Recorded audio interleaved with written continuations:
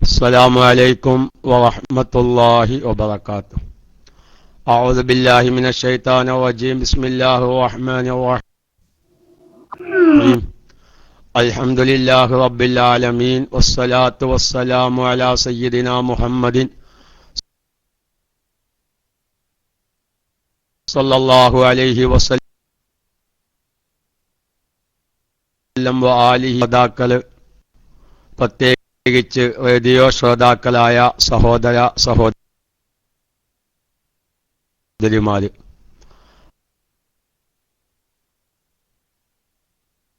അല്ലാഹു തആല വിശുദ്ധമായ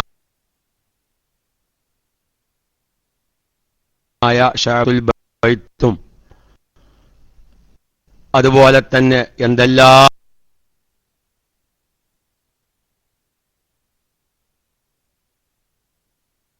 കാര്യങ്ങൾക്ക് വേണ്ടി നാം ദുആ ചെയ്യും. അതെല്ലാം അഹുൻസീലമത്തെ ശുദ്ധമായ വലിയത്വവും അത് ഒഴിവാക്കിയാലുള്ള ഗൗരവവും നമുക്കറിയാം. ഈ ഒഴിവാക്കുന്നതിന്റെ ഒരു ഭാഗമാണ് അത് സ്വഹീഹാവാതെ അമൽ ചെയ്യാന്നുള്ളത്. അതായത് കൽപ്പിച്ചുകൂട്ടി ഒഴിവാക്കുന്ന അത്ര ഗൗരവം ചിലപ്പം ഉണ്ടായിക്കോന്നില്ല. സാധാരണക്കാരേക്ക് എന്തെങ്കിലുമൊക്കെ അബദ്ധങ്ങൾ പറ്റി ആ ജുമുഅ സഹീഹാവാതിരിക്കുമ്പോ മനഃപൂർവ്വം ഒഴിവാക്കുന്ന ഒരു ഗൗരവത്തിലല്ലെങ്കിലും നമ്മൾ പഠിക്കാനും മനസ്സിലാക്കാനും സൗകര്യം ലഭിച്ചിട്ട് നമ്മൾ പ്രവർത്തിക്കുന്ന പ്രത്യേകിച്ച് വെള്ളിയാഴ്ച ദിവസത്തിലെ പ്രധാനപ്പെട്ട അമലാകുന്ന ജുമുഅ, ആ ജുമുഅയിലൊക്കെയും അപാകതകൾ ഉണ്ടോ, അല്ലെങ്കിൽ ഗൾഫിലാണ്, ഗൾഫ് മേഖലയിലൊക്കെയും സ്ഥാപിതമാകുന്ന ജുമുഅ അത് പൂർണ്ണമായും നാലാലൊരു മദ്ഹബ് പ്രകാരം ഒന്നും അംഗീകരിച്ച് ഐക്കോളണമെന്നില്ല. അല്ലേ? നമുക്കെല്ലാവർക്കും അറിയുന്നവയാണ്.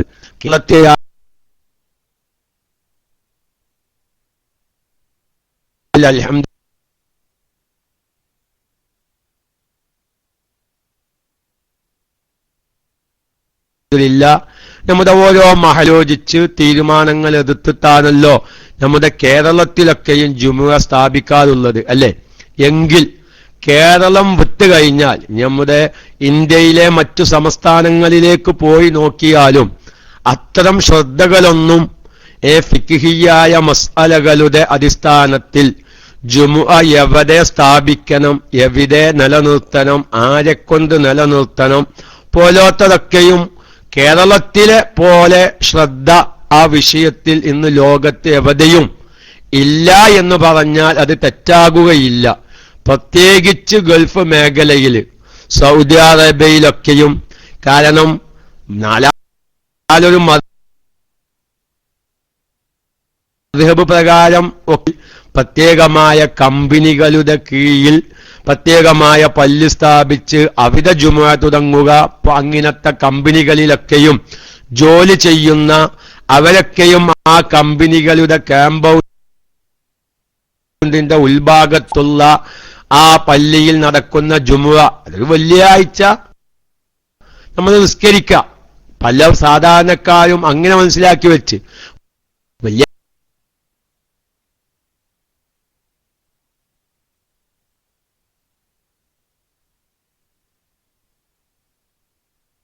ജുമുഅ നിസ്കരിക്കണം. അതൊക്കെ ജുമുഅ നിലനിർത്താൻ പറ്റിക്കോളണം എന്നില്ല. അപ്പൊ അതുകൊണ്ട് ഈ ജുമുഅ, ഞാൻ ഈ പങ്കെടുക്കുന്ന ജുമുഅ, എല്ലാം ശ്രദ്ധിക്കണം, ഞാൻ ഈ പങ്കെടുക്കുന്ന ജുമുഅ അത് നാലാലൊരു മദ്ഹബ് പ്രകാരം നിയമാനുസൃതമായി സ്ഥാപിതമായ ജുമുഅയാണോ എന്ന് ഞാൻ മനസ്സിലാക്കി അന്വേഷണ വിധേയമാക്കി, അതല്ലെങ്കിൽ പറ്റാവുന്ന സ്ഥലങ്ങളിലേക്ക് ചിലപ്പോൾ നമ്മൾ പോകേണ്ടി വരും. അതിനൊന്നും പറ്റാത്ത അവസ്ഥ വരുമ്പോൾ ളുഹ് എന്ന ഫർള് നമ്മൾ നിസ്കരിക്കേണ്ടി വരും. അത്തരം കാര്യങ്ങളൊക്കെയും ഞാൻ എൻ്റെ പ്രിയപ്പെട്ട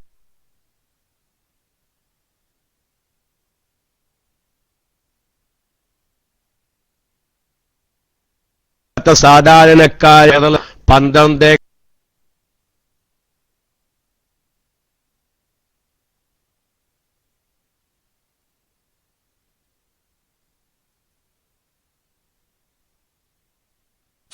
12:15, 12:20 ശ്രദ്ധിക്കണ്ടെന്നല്ല, പക്ഷെ കേരളത്തിൽ നേരത്തെ ഞാൻ പറഞ്ഞതുപോലെ കാര്യങ്ങളൊക്കെയും ആലോചിച്ച്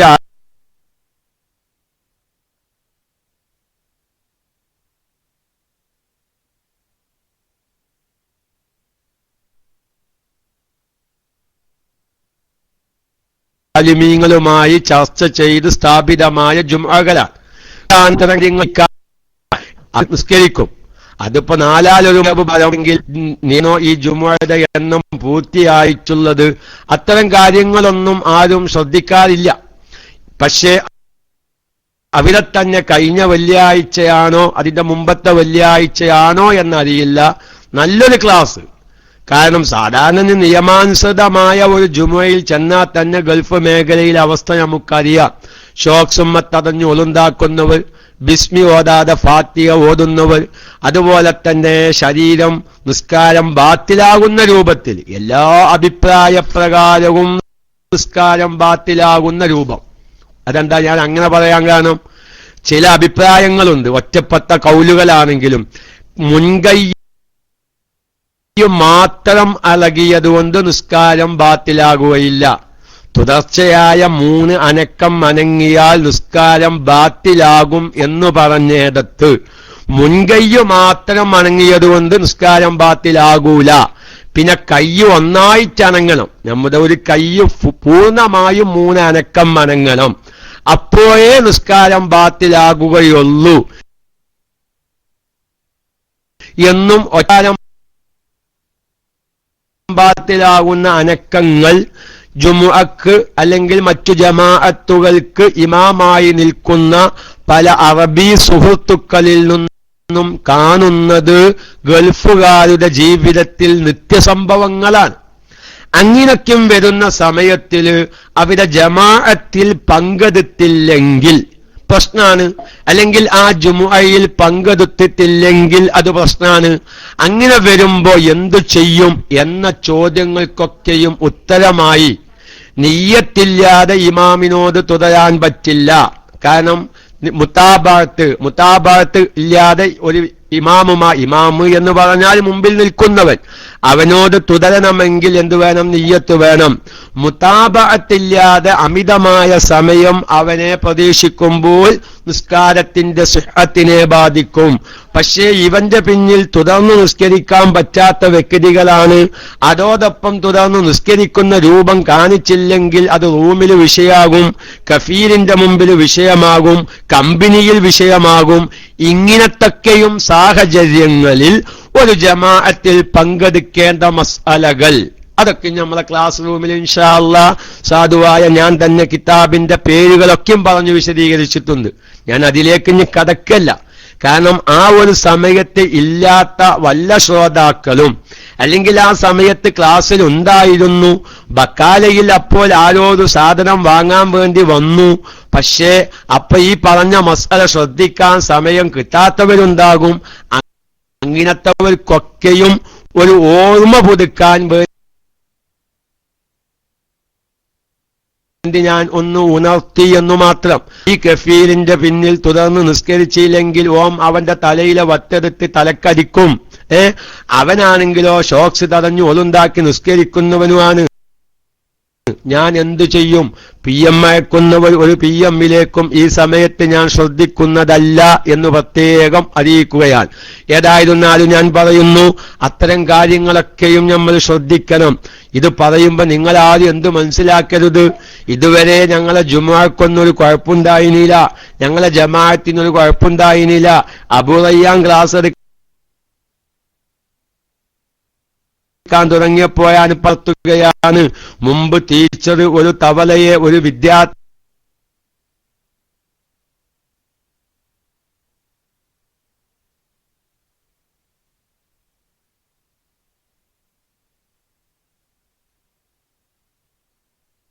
കൈവശം കൊടുത്തപ്പോ ആ വിദ്യ വരെ ഞങ്ങളെ ജുമുഅക്കും ജമാഅത്തിനൊന്നും കുഴപ്പമുണ്ടായിരുന്നില്ല, ഇയാൾ ക്ലാസ് എടുക്കാൻ തുടങ്ങിയപ്പോഴാണ് ആകെ കുഴഞ്ഞത് എന്ന് നിങ്ങളാരും ചിന്തിക്കരുത്. നമുക്ക് ഇൻഷാ അല്ലാഹ് പഠിക്കാനുള്ള അവസരങ്ങൾ കിട്ടുമ്പോൾ അൽഹംദുലില്ലാ ഇനിയുള്ള ജീവിതമെങ്കിലും, ഇനിയുള്ള ജമാഅത്തുകളെങ്കിലും, ഇനിയുള്ള നിസ്കാരമെങ്കിലും, ഇനിയുള്ള ജുംഅ എങ്കിലും അല്ലാഹുവേ ഒന്ന് സ്വഹീഹായ നിലക്ക് നാല് ആഖിറ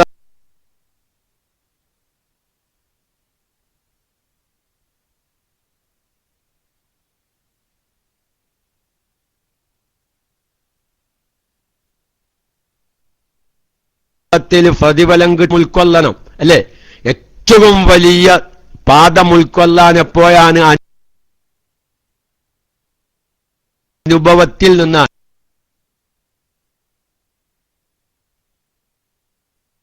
കാരണന്മാർക്കൊരു ചൊല്ലുണ്ട്, എന്നൊക്കെയും പറഞ്ഞതുപോലെ ഓരോ അനുഭവം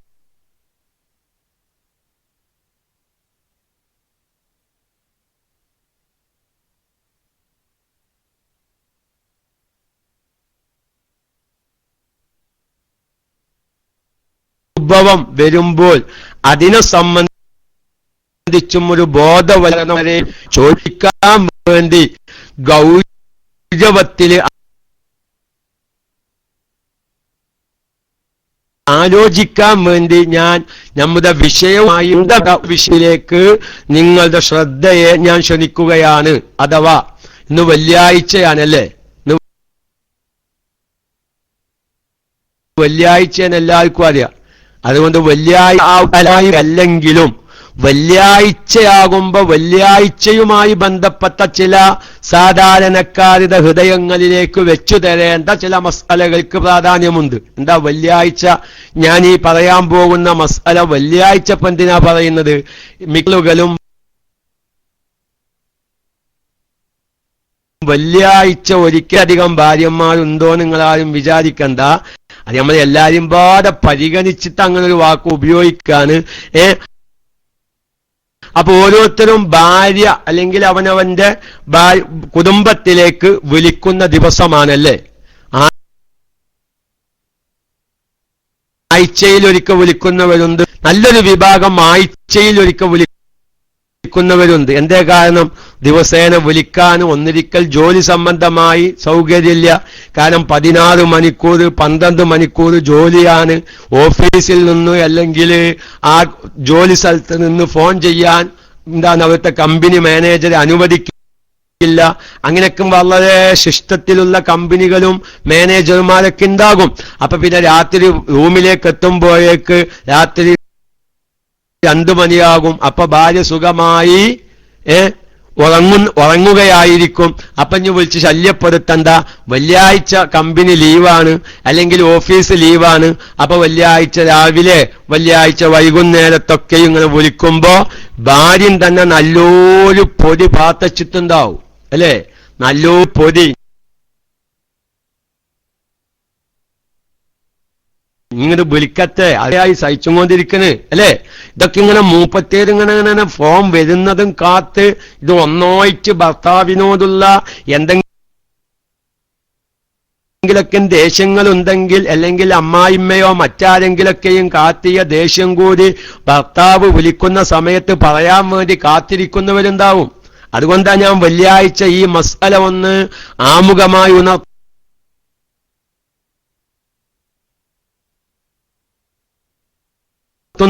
ഇനി വൈകുന്നേരക്ക് നോക്കി നിങ്ങൾ ഇന്നലെ നമ്മളെ ക്ലാസ് റൂമിൽ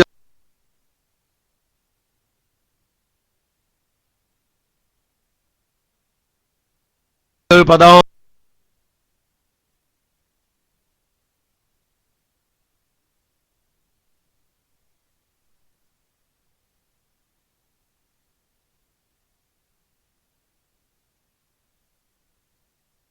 ആ പ്രവർത്തകന്റെ അയലസിച്ച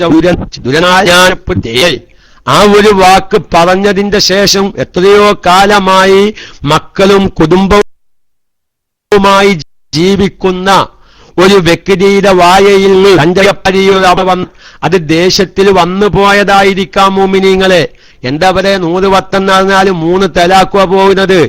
അത് നമ്മളെ സാധാരണക്കാർ നമ്മൾ ദേശത്തിന്റെ ഗൗരവം അറിയിക്കാൻ ദേഷ്യത്തിന്റെ ഊക്കറിയിക്കാനായിരിക്കും 100 വട്ടം എന്ന് പറഞ്ഞിരിക്കുന്നത്. ഫിഖിഹിന്റെ ഗ്രന്ഥങ്ങളൊക്കെ നോക്കിയാക്കാനാം 100 എന്ന് പറഞ്ഞതിൽ 3 ഉണ്ടല്ലോ അല്ലേ? 3 കഴിഞ്ഞിട്ടാണല്ലോ 100 വരിക. അപ്പൊ 100 വട്ടം തലാക്ക് ചൊല്ലി ഞാൻ അത് 3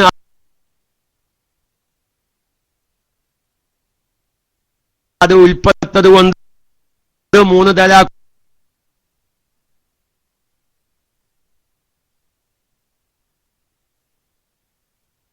കൊണ്ട് പോവുകയാണ്. നേരെ മറിച്ച് പറഞ്ഞു ഭാര്യ എന്താ മോക്കെ പോവുള്ളൂ. ഓന് 1 വട്ടം ചെല്ലിയത് 1000 വട്ടം മോൻ ആവർത്തിച്ചു പറഞ്ഞ രൂപത്തിലാക്കി മാറ്റിന്നു.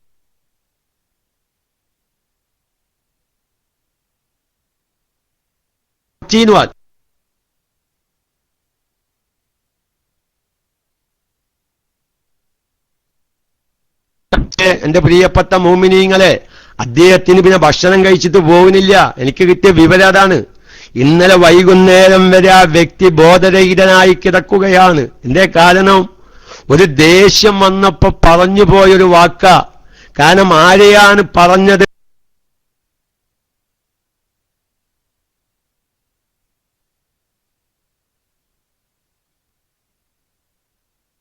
സ്വന്തം ഭാര്യയെയാണ് അവൻ വരുന്നതെങ്കിൽ അത് താങ്ങാനുള്ള കഴിവ് ആ വ്യക്തിക്കില്ല. അതാണ് മറുപടി വരുന്നതെങ്കിൽ. അങ്ങനെ എന്നാൽ വൈകുന്നേരത്ത് ഹോസ്പിറ്റലിൽ കൊണ്ടുപോയി കുൽക്കൂസൊക്കെയും കയറ്റിച്ച് വീട്ടിൽ കൊടുന്ന് ആക്കിയിട്ടുണ്ട്. ഞാൻ പറയുന്നു, ഒരു ദേഷ്യം കൊണ്ട് വന്നൊരവസ്ഥ ഞാനിതിപ്പൊന്ന് സൂചിപ്പിക്കാൻ. ഇന്നലെ വൈകുന്നേരത്ത്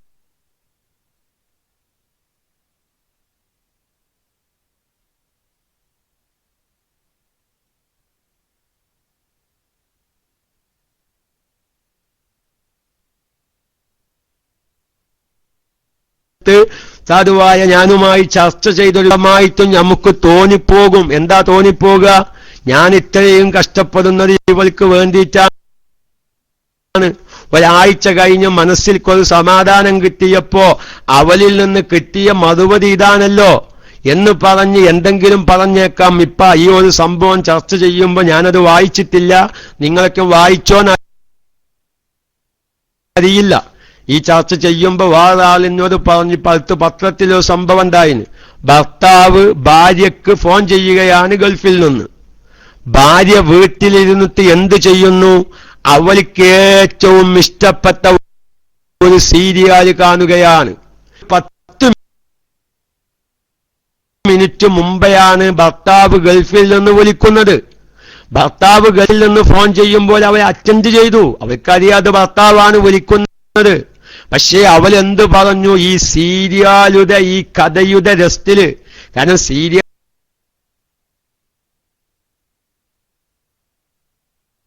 ഇങ്ങനെ വന്നിക്കാണ്. അവൾ പുറത്തേക്കിറങ്ങി കിണറ്റിന്റെ ബക്കിൽ കയറി.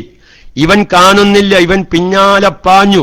അങ്ങനെ കിണറ്റിൽ നിന്നൊരു ശബ്ദം കേട്ടു. അവളുടെ കാമുകി കിണറ്റിന്റെ പദവിൽ നിൽക്കുന്നു. അല്ലെ, ഇതല്ല സീരിയല്. കിണറ്റിന്റെ പദവിൽ നിൽക്കുന്നു. തുടരും. ആകെ ചിന്തയാണ്, ആകെ ചിന്ത. എന്താ ചിന്ത?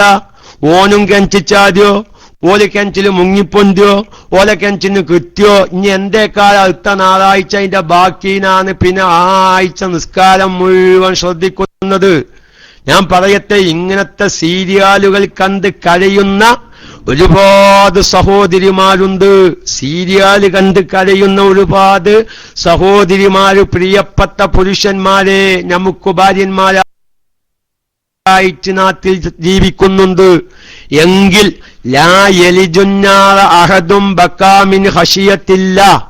അള്ളാനെ ഭയപ്പെട്ട് ഒരാൾ കരഞ്ഞാൽ അവൻ നരകത്തിൽ പ്രവേശിക്കുകയില്ല എന്ന് റസൂലുള്ളാഹിന്റെ ഹദീസ്. അങ്ങനെ അള്ളാനെ ഭയപ്പെട്ട് കരഞ്ഞ ഒരു ഭാര്യയെ അള്ളാഹു നമുക്ക് പ്രദാനം ചെയ്യട്ടെ എന്ന് നമുക്ക് ആത്മാർത്ഥമായി ദുആ ചെയ്യാം. അപ്പൊ ഞാൻ പറയുന്നത്, ഭർത്താവ് ഫോൺ ചെയ്യുകയാണ്. അപ്പൊ സീരിയൽ അവസാനിക്കാൻ 10 മിനിറ്റ് കൂടിയാണുള്ളത്. ഇവള് ഫോൺ അറ്റൻഡ് ചെയ്തിട്ട് എന്ത് പറഞ്ഞു? ഞാനൊരു സീരിയൽ കാണുകയാണ്, 10 മിനിറ്റ് കഴിഞ്ഞിട്ട് വിളിക്കുന്നു. അബുറയ്യാന്ന് ഫോൺ ചെയ്യുമ്പോഴേ ചില സാധുക്കളൊക്കെ ഫോൺ ചെയ്യുമ്പോൾ ഞാൻ പറയും, ഞാൻ ഇപ്പൊ ബസ്സിലാണ്, ഒരു 10 മിനിറ്റ് കഴിഞ്ഞാൽ ഞാൻ ബസ്സിൽ നിന്ന് ഇറങ്ങും. ഇപ്പൊ ബസ്സിൽ നിന്ന് സംസാരിച്ചാല് മസാലല്ലേ, ചിലപ്പോ അയലിന്റെ ഒക്കെ മസാലക്കാരും ചിലവർ വിളിക്കുക. അത് ഈ ബസ്സിൽ 10-40 ആൾക്കാരുണ്ടാവും. ഓലെ ഏതേലും ഇപ്പൊ അയലിന്റെ മസാല പറയാനാവൂല വെച്ചിട്ട് ഒരു 10 മിനിറ്റ് കഴിഞ്ഞിട്ട് വിളിക്കും. ബസ്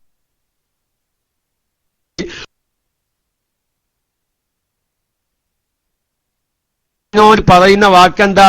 ഈ സീരിയൽ 10 മിനിറ്റ് സ്വാഭാവികമായും അവനൊന്നും ചിന്തിച്ചില്ല. 10 മിനിറ്റ് കഴിഞ്ഞേക്ക് തിരിച്ചു ഫോൺ ചെയ്തു. കാരണം 10 മിനിറ്റ് കഴിഞ്ഞിട്ടല്ലേ ഭാര്യ ഫോൺ ചെയ്യാൻ പാകത്തുള്ളത്. കറക്റ്റ് 10 മിനിറ്റ് കഴിഞ്ഞേക്ക് ഫോൺ ചെയ്തു.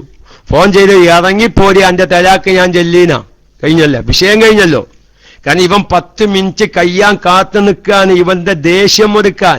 ഇറങ്ങിപ്പോടി എന്റെ പേര്, എന്റെ തലാക്ക് ഞാൻ ചെല്ലീനാണ് ഫോൺ വിളിച്ചു പറയുന്നത്. എന്ത് ഇവിടെ സീരിയൽ കൊണ്ട് കിട്ടിയ ഒരു വിപത്ത്, ഒരു കുടുംബം അങ്ങോട്ട് തകരുകയാണ് ഞാൻ പറയുന്നത്.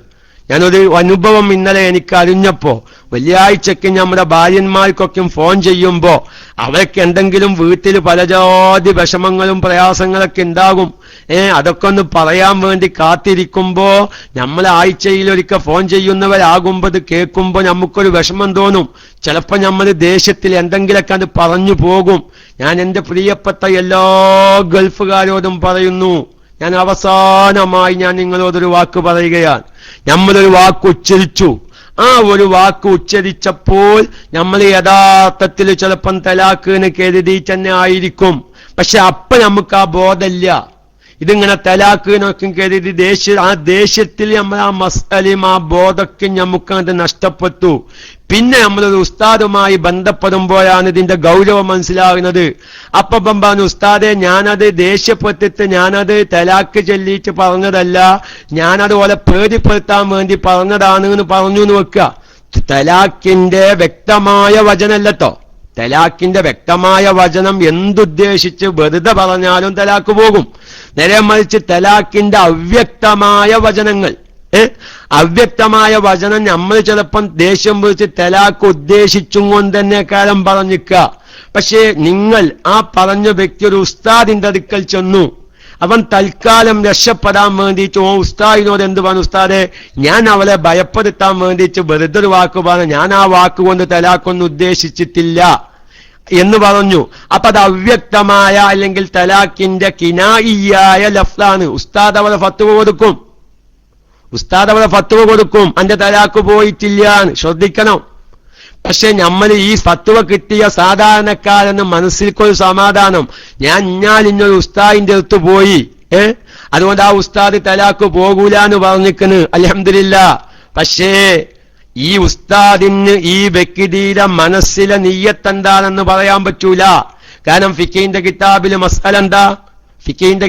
മസ്അല എന്താ, ഒരാൾ കിനായിയായ ലഫ്ദ് ഉപയോഗിച്ച് തലാഖിന്റെ വാചകം പറഞ്ഞു, അവനോ ചോദ്യം ചെയ്തു, സത്യം ചെയ്തു പറഞ്ഞു, അള്ളാനെ തന്നെയാണ് സത്യം, ഞാൻ അത് തലാഖ് ഉദ്ദേശിച്ച് പറഞ്ഞതല്ല.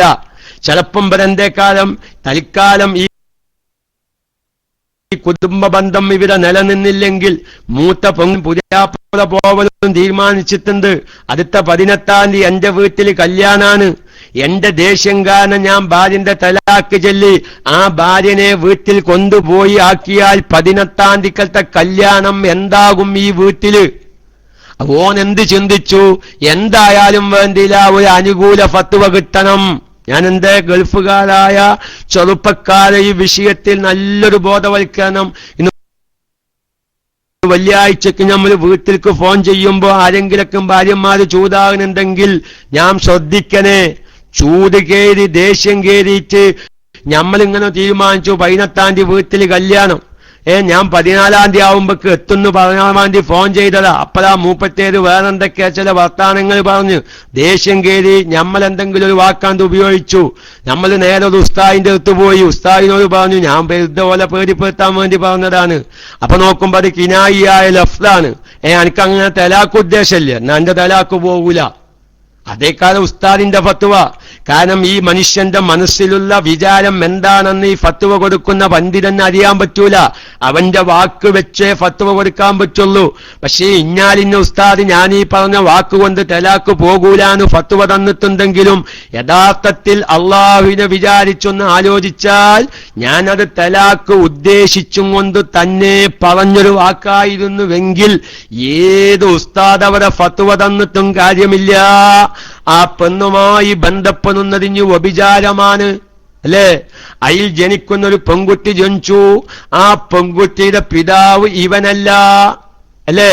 ഇനി ആ പെൺകുട്ടി വലുതായി ആ പെൺകുട്ടിയെ നിക്കാഹ് ചെയ്തു കൊടുക്കേണ്ട ഒരു അവസ്ഥ വന്നാൽ ഇവനായിരിക്കും നിക്കാഹ് ചെയ്തു കൊടുക്കുക. യഥാർത്ഥത്തിൽ ഈ പെൺകുട്ടിയുടെ വലിയ ഇവനല്ല. എത്ര ഭയാനകമായ അവസ്ഥയിലേക്കാ കാര്യങ്ങൾ നീങ്ങുന്നത്. കാരണം ഗൾഫിൽ അധികരിച്ച ഒരു സമയം പല ശ്രോതാക്കളും ഞാനിങ്ങനെ അവിചാരിതമായി പറഞ്ഞുപോയി ഉസ്താദ്, അല്ലെങ്കിൽ ചില സ്ത്രീകളിന്റെ ഭർത്താവ് ഇങ്ങനെ ഒരു വാക്കിനോട് ഉപയോഗിച്ചിട്ടുണ്ട്. ഇപ്പൊ ഞാൻ കുറെ ചിരിച്ചു.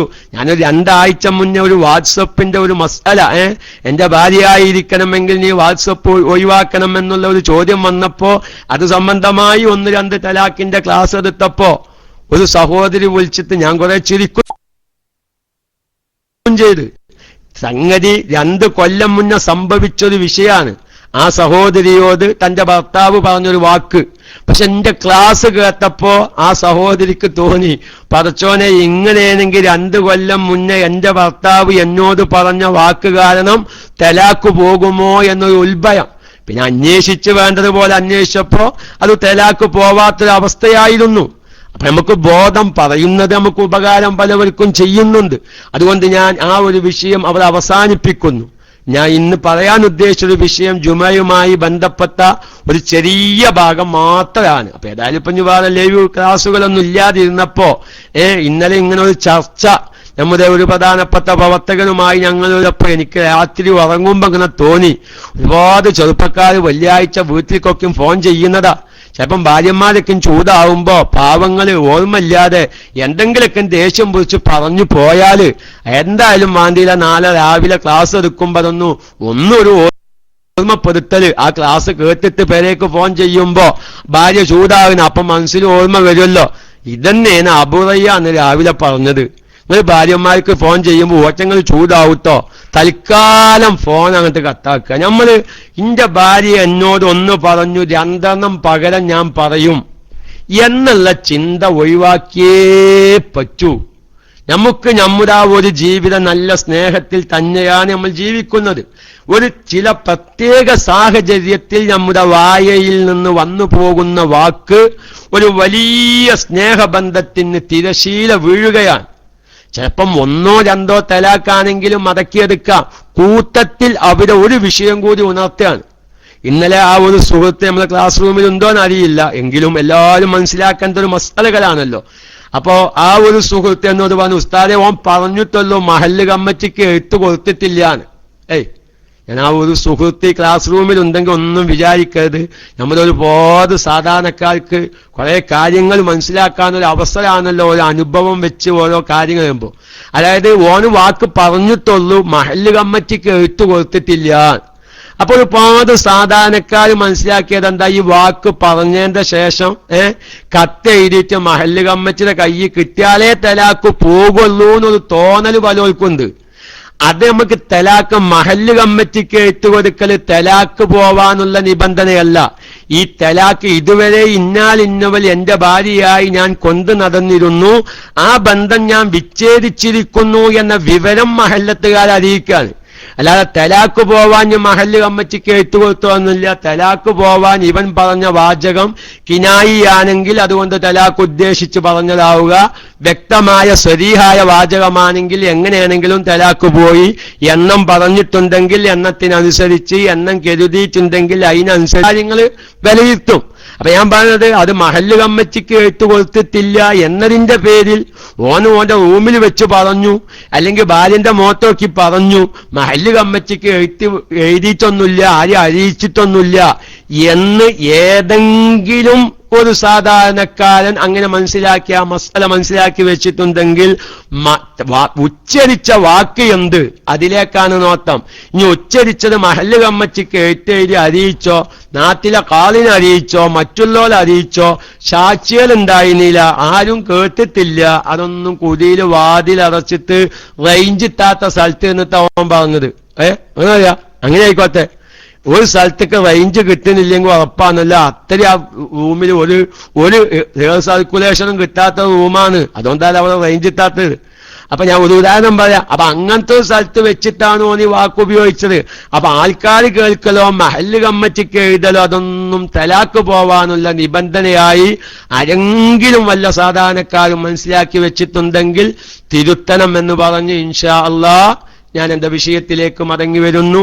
ഇതിപ്പോ നിങ്ങൾ വിചാരിച്ചു ഈ അബൂ റയ്യാൻ ഇപ്പൊ KPA കരീം സാഹിബ് ഒന്നിങ്ങോട്ട് എത്തന്ന് ആമുഖം കൂടാതെ വിഷയത്തിലേക്ക് കടക്കുകയാണ്. പക്ഷെ പറഞ്ഞ കാര്യമില്ല. ഇത് മുമ്പ് ഇസ്രാവും മേറാജും പ്രസംഗിക്കാൻ വേണ്ടി ഉസ്താദിനെ വിളിച്ചപ്പോ ഉസ്താദിന് ഇസ്രാവും മേറാജും കിട്ടാതിരുന്നപ്പോ റിയാദു സാലിഹ് നോക്കിയിട്ട് കുറെ ഹദീസ് അന്ന് വായിച്ച അർത്ഥം വെച്ചിട്ട് പറഞ്ഞു ഇതൊക്കെ ഇസ്രാവും മേറാജും പോയ നബി പറഞ്ഞതാണ്. അങ്ങനെ വിഷയം ബന്ധിപ്പിച്ചതല്ല ഞാൻ. വെള്ളിയാഴ്ച പല സുഹൃത്തുക്കളും നാട്ടിലേക്കൊക്കെ വിളിക്കുമ്പോൾ ദേഷ്യം വന്ന് പല വാക്കുകളും ഉച്ചരിക്കാറുണ്ട്. അപ്പൊ അവർക്കൊരു മുൻകൂട്ടി ഒരു പോളിയോ അവരുടെ ഭാര്യന്മാർക്ക് ഫോൺ ചെയ്യുമ്പോ അവരെന്തെങ്കിലും ദേഷ്യപ്പെട്ട് വർത്താനം പറയുമ്പോ ദേഷ്യപ്പെടാൻ പോവണ്ട എന്നതിലേക്ക് ഒരു വെള്ളിയാഴ്ച ഇത്തരം ഫോൺ കോളുകളൊക്കെ നടക്കുന്ന ദിവസമായപ്പോ ഒന്ന് സാധാരണക്കാർക്ക് വേണ്ടി ഉണർത്തി അല്ലാഹു തആല നമുക്ക് ബുദ്ധി മോശം കൊണ്ട് അല്ലെങ്കിൽ ദേഷ്യം അധികരിക്കൽ കാരണം അത്തരം വാക്കുകൾ വന്നു പോവലിനെ തൊട്ട് അല്ലാഹു തആല കാത്തു രക്ഷിക്കുമാറാവട്ടെ. അല്ലാഹു തആല നമ്മൾ കഴിച്ച ഭാര്യന്മാരുമായി അവരോടൊപ്പം കളിച്ചു ചുരിച്ച് സന്തോഷത്തോടുകൂടെ റാഹത്തായി ജീവിക്കുവാനും മരണസമയം റാഹത്താകുവാനും സ്വർഗീയ ലോകത്ത് ഒരുമിച്ച് കൂടാനും അല്ലാഹു നമുക്ക് ഭാഗ്യം പ്രദാനം ചെയ്യുമാറാവട്ടെ എന്ന് നമുക്ക് ദുആ ചെയ്ത് ഇന്ന് പറയുന്ന ജുമുഅയുമായി ബന്ധപ്പെട്ട വിഷയം എല്ലാവരും ഒന്ന് ശ്രദ്ധിക്കണം. നമ്മൾ പങ്കെടുക്കുന്ന ഒരു ജുമുഅ അത് നിയമാനുസൃതമായി സ്ഥാപിതമായ ജുമുഅയാണോ എന്ന് ആദ്യം നമ്മളൊന്ന് മനസ്സിലാക്കണം. അതിനെന്ത് വേണം? ആരെക്കൊണ്ടാണ് ജുമുഅ സ്ഥാപിക്കാൻ പറ്റുക? ആർക്കൊക്കെയാണ് ജുമുഅ അവരെ കൊണ്ട് സ്ഥാപിക്കാൻ പറ്റൂലെങ്കിലും ജുമുഅ അവരെ കൊണ്ട് നിലനിർത്താൻ പറ്റില്ലെങ്കിലും അവനിക്ക് ജുമുഅ നിർബന്ധമാകും. അതുപോലെ തന്നെ യാത്രക്കാരന് ജുമുഅ നിർബന്ധമുണ്ടോ? യാദർശികമായി ഒരു പെണ്ണ് പള്ളിയിൽ വന്ന് കുടുങ്ങിന്ന് വെക്കുക, അങ്ങനെ വരല്ലോ. ഒരു യാത്ര പോവുകയാണ്, യാദർശികമായി ഒരു പള്ളിയിൽ വന്ന് കുടുങ്ങി. ആ ഒരു മസ്അല മനസ്സിലാക്കണം. കാരണം ചില ജമാഅത്തെ ഇസ്ലാമിക്കാരും മുജാഹിദൊക്കെ നിങ്ങളെ ഫിഖിന്റെ കിതാബ് തന്നെ പറഞ്ഞിട്ടില്ലേ പെണ്ണുങ്ങൾക്ക് ജുമുഅ നിസ്കരിക്കാന്, പിന്നെ എന്തിനാണ് നിങ്ങൾ അതിനെതിരെ എത്ര ശബ്ദിക്കുന്നത് എന്നൊരാശയം വല്ലാതെ അവാന്തര വിഭാഗങ്ങൾ ഷാഫി മദ്ഹബിലെ ഫിഖ് കൊണ്ട് കളിക്കുന്നുണ്ട്. അപ്പൊ നമ്മളെ ഗൾഫ് മേഖലയിലൊക്കെ ഏതെങ്കിലൊക്കെ മുജാഹിദ് പ്രവർത്തകർ, നമ്മുടെ സുന്നത്ത് ജമാഅത്തിന്റെ പ്രവർത്തകര് നിങ്ങളുടെ ഷാഫി മദ്ഹബിൽ തന്നെ പെണ്ണിന് ജുമുഅ നിസ്കരിക്കാനില്ലേ? പിന്നെ എന്തിനാണ് നിങ്ങളെ മൊയ്ലിയമാർ ഇതിനെതിരെ എങ്ങനെ കോലിലക്കം സൃഷ്ടിക്കുന്നത് എന്നൊക്കെ പറഞ്ഞ് നമ്മളെ ഇഷ്കാലാക്കുമ്പോ നമ്മുടെ ആദർശം, നമ്മുടെ അടിസ്ഥാനം, നമ്മുടെ ഫിഖ്ഹിയായ മസ്അല സുന്നത്ത് ജമാഅത്തിന്റെ വിശ്വാസപ്രകാരമുള്ള മസ്അലയും സാന്ദർഭികമായി നമ്മൾ മനസ്സിലാക്കി വെക്കേണ്ടതുണ്ട് എന്ന് ഉണർത്തി എന്റെ പ്രിയപ്പെട്ട മുഅ്മിനീങ്ങളെ, ഒരു വ്യക്തിക്ക് ജുമുഅ നിർബന്ധമായി എന്നതിന്റെ പേരിൽ അവനെ ജുമുഅ സ്ഥാപിക്കാൻ എന്നുന്ന 40 ആളെ കൂട്ടത്തിൽ എണ്ണാൻ പറ്റിക്കൊള്ളണം എന്നില്ല. എന്റെ ക്ലാസ് റൂമിൽ ഇത്തരം കാര്യങ്ങളൊക്കെ മനസ്സിലാക്കിയ ഒരുപാട് സാധാരണക്കാരും ഒരുപാട് ഉസ്താദന്മാരുമുണ്ട്. പക്ഷെ അതിനേക്കാൾ എത്രയോ 10 മടങ്ങ് ഇത്തരം കാര്യങ്ങളൊന്നും തീരെ അറിയാത്ത ഒരുപാട് പാവങ്ങളായ ശ്രോതാക്കൾ നമുക്കുണ്ട്. അവരെ പരിഗണിച്ചിട്ടാണ് പറയുന്നത്. അതുകൊണ്ട് ഈ കാര്യങ്ങളൊക്കെ മനസ്സിലാക്കിയ എല്ലാ പ്രവർത്തകരും സഹകരിക്കണമെന്ന് ഞാൻ എന്റെ എല്ലാ ക്ലാസ്സിലും ഉണർത്തുന്നത് പോലെ ഞാൻ ഉണർത്തുകയാണ്.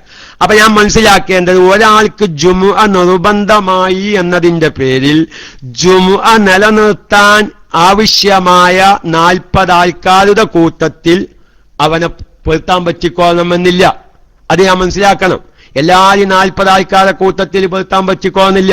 മുമ്പൊരു പള്ളിയിൽ ഖത്തീബ് പെട്ടെന്ന് ഒരു ഖുതുബ ഓതുന്നതിന്റെ ഒരു 15 മിനിറ്റ് മുന്നേ അവന് മഹല്ല് കമ്മിറ്റിക്ക് വിവരം കിട്ടുകയാണ്, ഞാൻ ഇന്ന് എത്തൂലാൻ. കമ്മറ്റിക്കാരാകെ ബേജാറായി. കാരണം ആ മഹല്ലത്തിൽ മൊയിലേര് ഒരു ഖുതുബ് ഓതാൻ പറ്റിയ ഒരു മനുഷ്യനും ആ മഹല്ലത്തിലില്ല. അത്രയും ഒരു വളരെ വിജ്ഞാനപരമായി കുറഞ്ഞൊരു മഹല്ല. ഈ കമ്മറ്റിക്കാരിങ്ങനെ ബേജാറായി നിൽക്കുക. റബ്ബെന്നിപ്പോ ജുമാ നിസ്കരിക്കണ്ടേ, മൊയിലേര് വരൂലാന്ന് വിവരം കിട്ടിയിരിക്കുന്ന ആലാപ്പെന്ന് ഖുതുബ് ഓതാൻ. അപ്പലാണ് ഒരു നാദം കാക്ക. അതുകൊണ്ടാണ് നമ്മുടെ ഷൗക്കത്ത് സഖാഫി ആ മസ്അല പറഞ്ഞിട്ടുണ്ടാവും.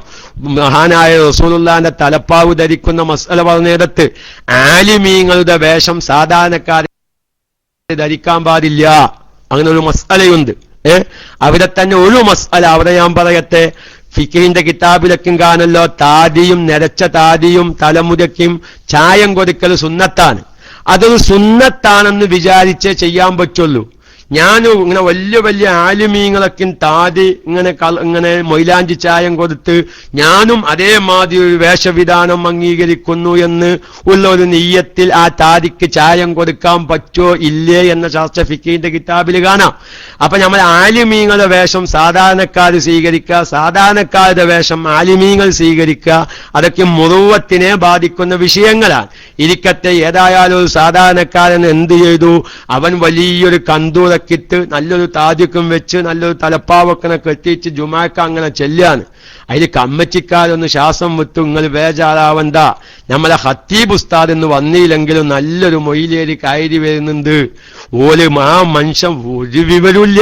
അദ്ദേഹം ഇങ്ങനെന്താക്കി, ഇങ്ങനെ പള്ളിയിലേക്ക് കയറി വന്നപ്പോ കമ്മറ്റിക്കാരെല്ലാവരും പാടെ നല്ല ബഹുമാനത്തിൽ സ്വീകരിച്ചു. അൽഹംദുലില്ലാ, വല്ല ഖൈറായി ഉസ്താദെ, ഞങ്ങളെ ഖത്തീബ് ഉസ്താദ് ഇന്ന് വരൂലാന്ന് പറഞ്ഞു, ഞങ്ങളാകെ ബേജാറായിരിക്കാന് ഖുതുബോധാൻ ഒരാളെ കിട്ടാനിട്ട്. അപ്പോഴാണ് നിങ്ങളെ വരവ്, അൽഹംദുലില്ലാന്ന്. പക്ഷെ ഞാൻ മൊയിലേരല്ല, എനിക്ക് വിവരമില്ലാന്ന് ഇയാൾക്ക് പറയാൻ പറ്റുമോ? കാരണം ആ സൈസ് കോലല്ലേ ധരിച്ചിരിക്കുന്നത്, വലിയൊരു ഷെയ്ഖിന്റെ വേഷവിധാനം. എന്തായാലും വേണ്ടിയില്ല, അയാൾ ഈ നാട്ടിലേക്ക് തീരെ വിവരമില്ലാന്ന് ഇയാൾക്കും മനസ്സിലായി. മൂപ്പര് ബാങ്കൊക്കെ കൊടുത്ത് രണ്ടാം ബാങ്കും കഴിഞ്ഞു മിമ്പറമക്കണ്ട് കയറി മൂപ്പരങ്ങത്ത് തുടങ്ങി ഖുതുബ. അൽഹംദുലില്ലാഹ്, 40 ആൾക്കാരെ കൂട്ടത്തിൽ ഞാനും 10 പറഞ്ഞിട്ട് ഖുതുബ എന്ത് തുടങ്ങി. ജനങ്ങൾ മനസ്സിലായി നല്ല ഖത്തീബിനാണ്. അപ്പൊ ഞാൻ പറഞ്ഞത് എല്ലാ 40 ആൾക്കാരെയും എല്ലാവരെയും 40 ആൾക്കാരെ കൂട്ടത്തിൽ പെടുത്താൻ പറ്റൂല. 40 ആൾക്കാരെ കൂട്ടത്തിൽ പെടുത്താൻ പറ്റിയവർ ആര്, അല്ലാത്തവരാര് എന്ന് നമ്മൾ മനസ്സിലാക്കണം. എന്നിട്ട് ആ നിബന്ധനക്കൊത്ത ജുമുഅയാണോ, അത് നമ്മളിപ്പോ നമ്മുടെ ഷാഫി മദ്ഹബ് പ്രകാരമാണ് പറയുന്നത്, അതല്ലെങ്കിൽ 4 മദ്ഹബ് പ്രകാരം ഞാൻ ഈ പങ്കെടുക്കുന്ന ജുമുഅ സഹീഹാണോ അല്ലേ എന്ന് നമ്മൾ ചിന്തിക്കണം. അല്ലെങ്കിൽ അതിന് പറ്റാവുന്ന സ്ഥലങ്ങളിലേക്ക് നമ്മൾ പോകേണ്ടി വരും. അല്ല ഒരു നിലക്കും ഒരു സഹീഹായ ജുമുഅ നമുക്ക് ലഭിക്കാൻ സാധ്യമല്ലെങ്കിൽ തൽക്കാലം കോലത്തില് കമ്പനിയിൽ പ്രശ്നം വരാതിരിക്കാനും കോലത്തിൽ ആ ഒരു 2 റക്അത്ത് ജുമുഅ ചിലപ്പം സുബൈന്റെ നിയ്യത്ത് വെച്ച് അതിൽ പങ്കെടുത്ത് ചിലപ്പോൾ നമ്മൾ ളുഹർ നിസ്കരിക്കേണ്ട സാഹചര്യങ്ങളൊക്കെയും വരും. കൂട്ടത്തിൽ മുമ്പൊരിക്കൽ ഉണർത്തിയതുപോലെ ഫിഖിന്റെ കിതാബിലൊക്കെ പറഞ്ഞില്ലേ, ജുമുഅന്റെ ഇമാമ് വഹാബിയോ ജമാഅത്തെ ഇസ്ലാമിക്കാരനോ അല്ലെങ്കിൽ അതുപോലത്തെ മുബ്തദിയാണെങ്കിൽ അവൻ ജുമുഅ നിസ്കരിക്കല്ല വേണ്ടത്. അവൻ ജുമാ നിസ്കരിച്ചാൽ ആ മുബ്തദിയാണ്, പക്ഷേ അവന്റെ നിസ്കാരം സഹിയാണെങ്കിൽ നമ്മുടെ ജുമാ സഹിയാകും. പക്ഷേ നമ്മോട് അവിടെ കൽപ്പന എന്താ, ആ ഒരു മുബ്തദിയായ ജുമുഅന്റെ ഇമാമിന്റെ പിന്നിൽ തുടർന്ന് നിസ്കരിക്കണ്ട. ഇജു ഒറ്റക്ക് പെരേന്ന് ളുഹ്ർ നിസ്കരിച്ചോ, അല്ലെങ്കിൽ നിന്റെ റൂമെന്ന് ളുഹ്ർ നിസ്കരിച്ചോ. അപ്പൊ ജുമുഅ വളരെ ഗൗരവമുള്ളതാണ്. പക്ഷെ അത് നിസ്കരിക്കാനും ആരെ പിന്നിൽ തുടരണം, ഏത് ജുമുഅയിൽ പങ്കെടുക്കണം, വിഷയങ്ങളൊക്കെ നമ്മൾ നല്ലവണ്ണം മനസ്സിലാക്കണം. ഏതായിരുന്നാലും ജുമുഅ നിർബന്ധമായി എന്നതിന്റെ പേരിൽ അവനെ 40 ആൾക്കാരെ കൂട്ടത്തിൽ എണ്ണാൻ പറ്റൂല. ഇതാണിപ്പോ ഞാൻ ആകത്തുക പറഞ്ഞത്. അത് മനസ്സിലാവാൻ ഒറ്റ വാക്കിൽ കുറഞ്ഞ സമയങ്ങളെ കൊണ്ട് ഒരു 10 മിനിറ്റ് കൂടി, അധികം വൈകാൻ പറ്റൂല. ഞാൻ ഇത് പറയാനെന്ന് കരുതിയിട്ടുള്ളൂ. ജുമുഅയുമായി ബന്ധപ്പെട്ട ഇനി പറയാൻ പോകുന്ന ഈ ഒരു മസ്അല പറയാനെന്ന് ഉദ്ദേശിച്ചുള്ളൂ. ഞാൻ ആ തലാഖിന്റെ കൂട്ടം പറഞ്ഞത് ഒരുപാട് ഗൾഫുകാർക്ക് ഇങ്ങനത്തെ അബദ്ധങ്ങൾ വരുന്നുണ്ട്. അത് വരാതിരിക്കാൻ നമ്മുടെ KMICയുടെ ശ്രോതാക്കളെങ്കിലും അത്തരം വാക്കുകൾ അറിയാതെ ഉപയോഗിച്ച്, ദേഷ്യം കാരണം ഉപയോഗിച്ച്, കുടുംബ ബന്ധം തകരുന്നത് ഇല്ലാതെയാക്കാൻ വേണ്ടി ഇന്നലത്തെ ഒരു അനുഭവത്തിന്റെ വെളിച്ചത്തിൽ ഞാൻ ഉണർത്തി എന്ന് മാത്രം.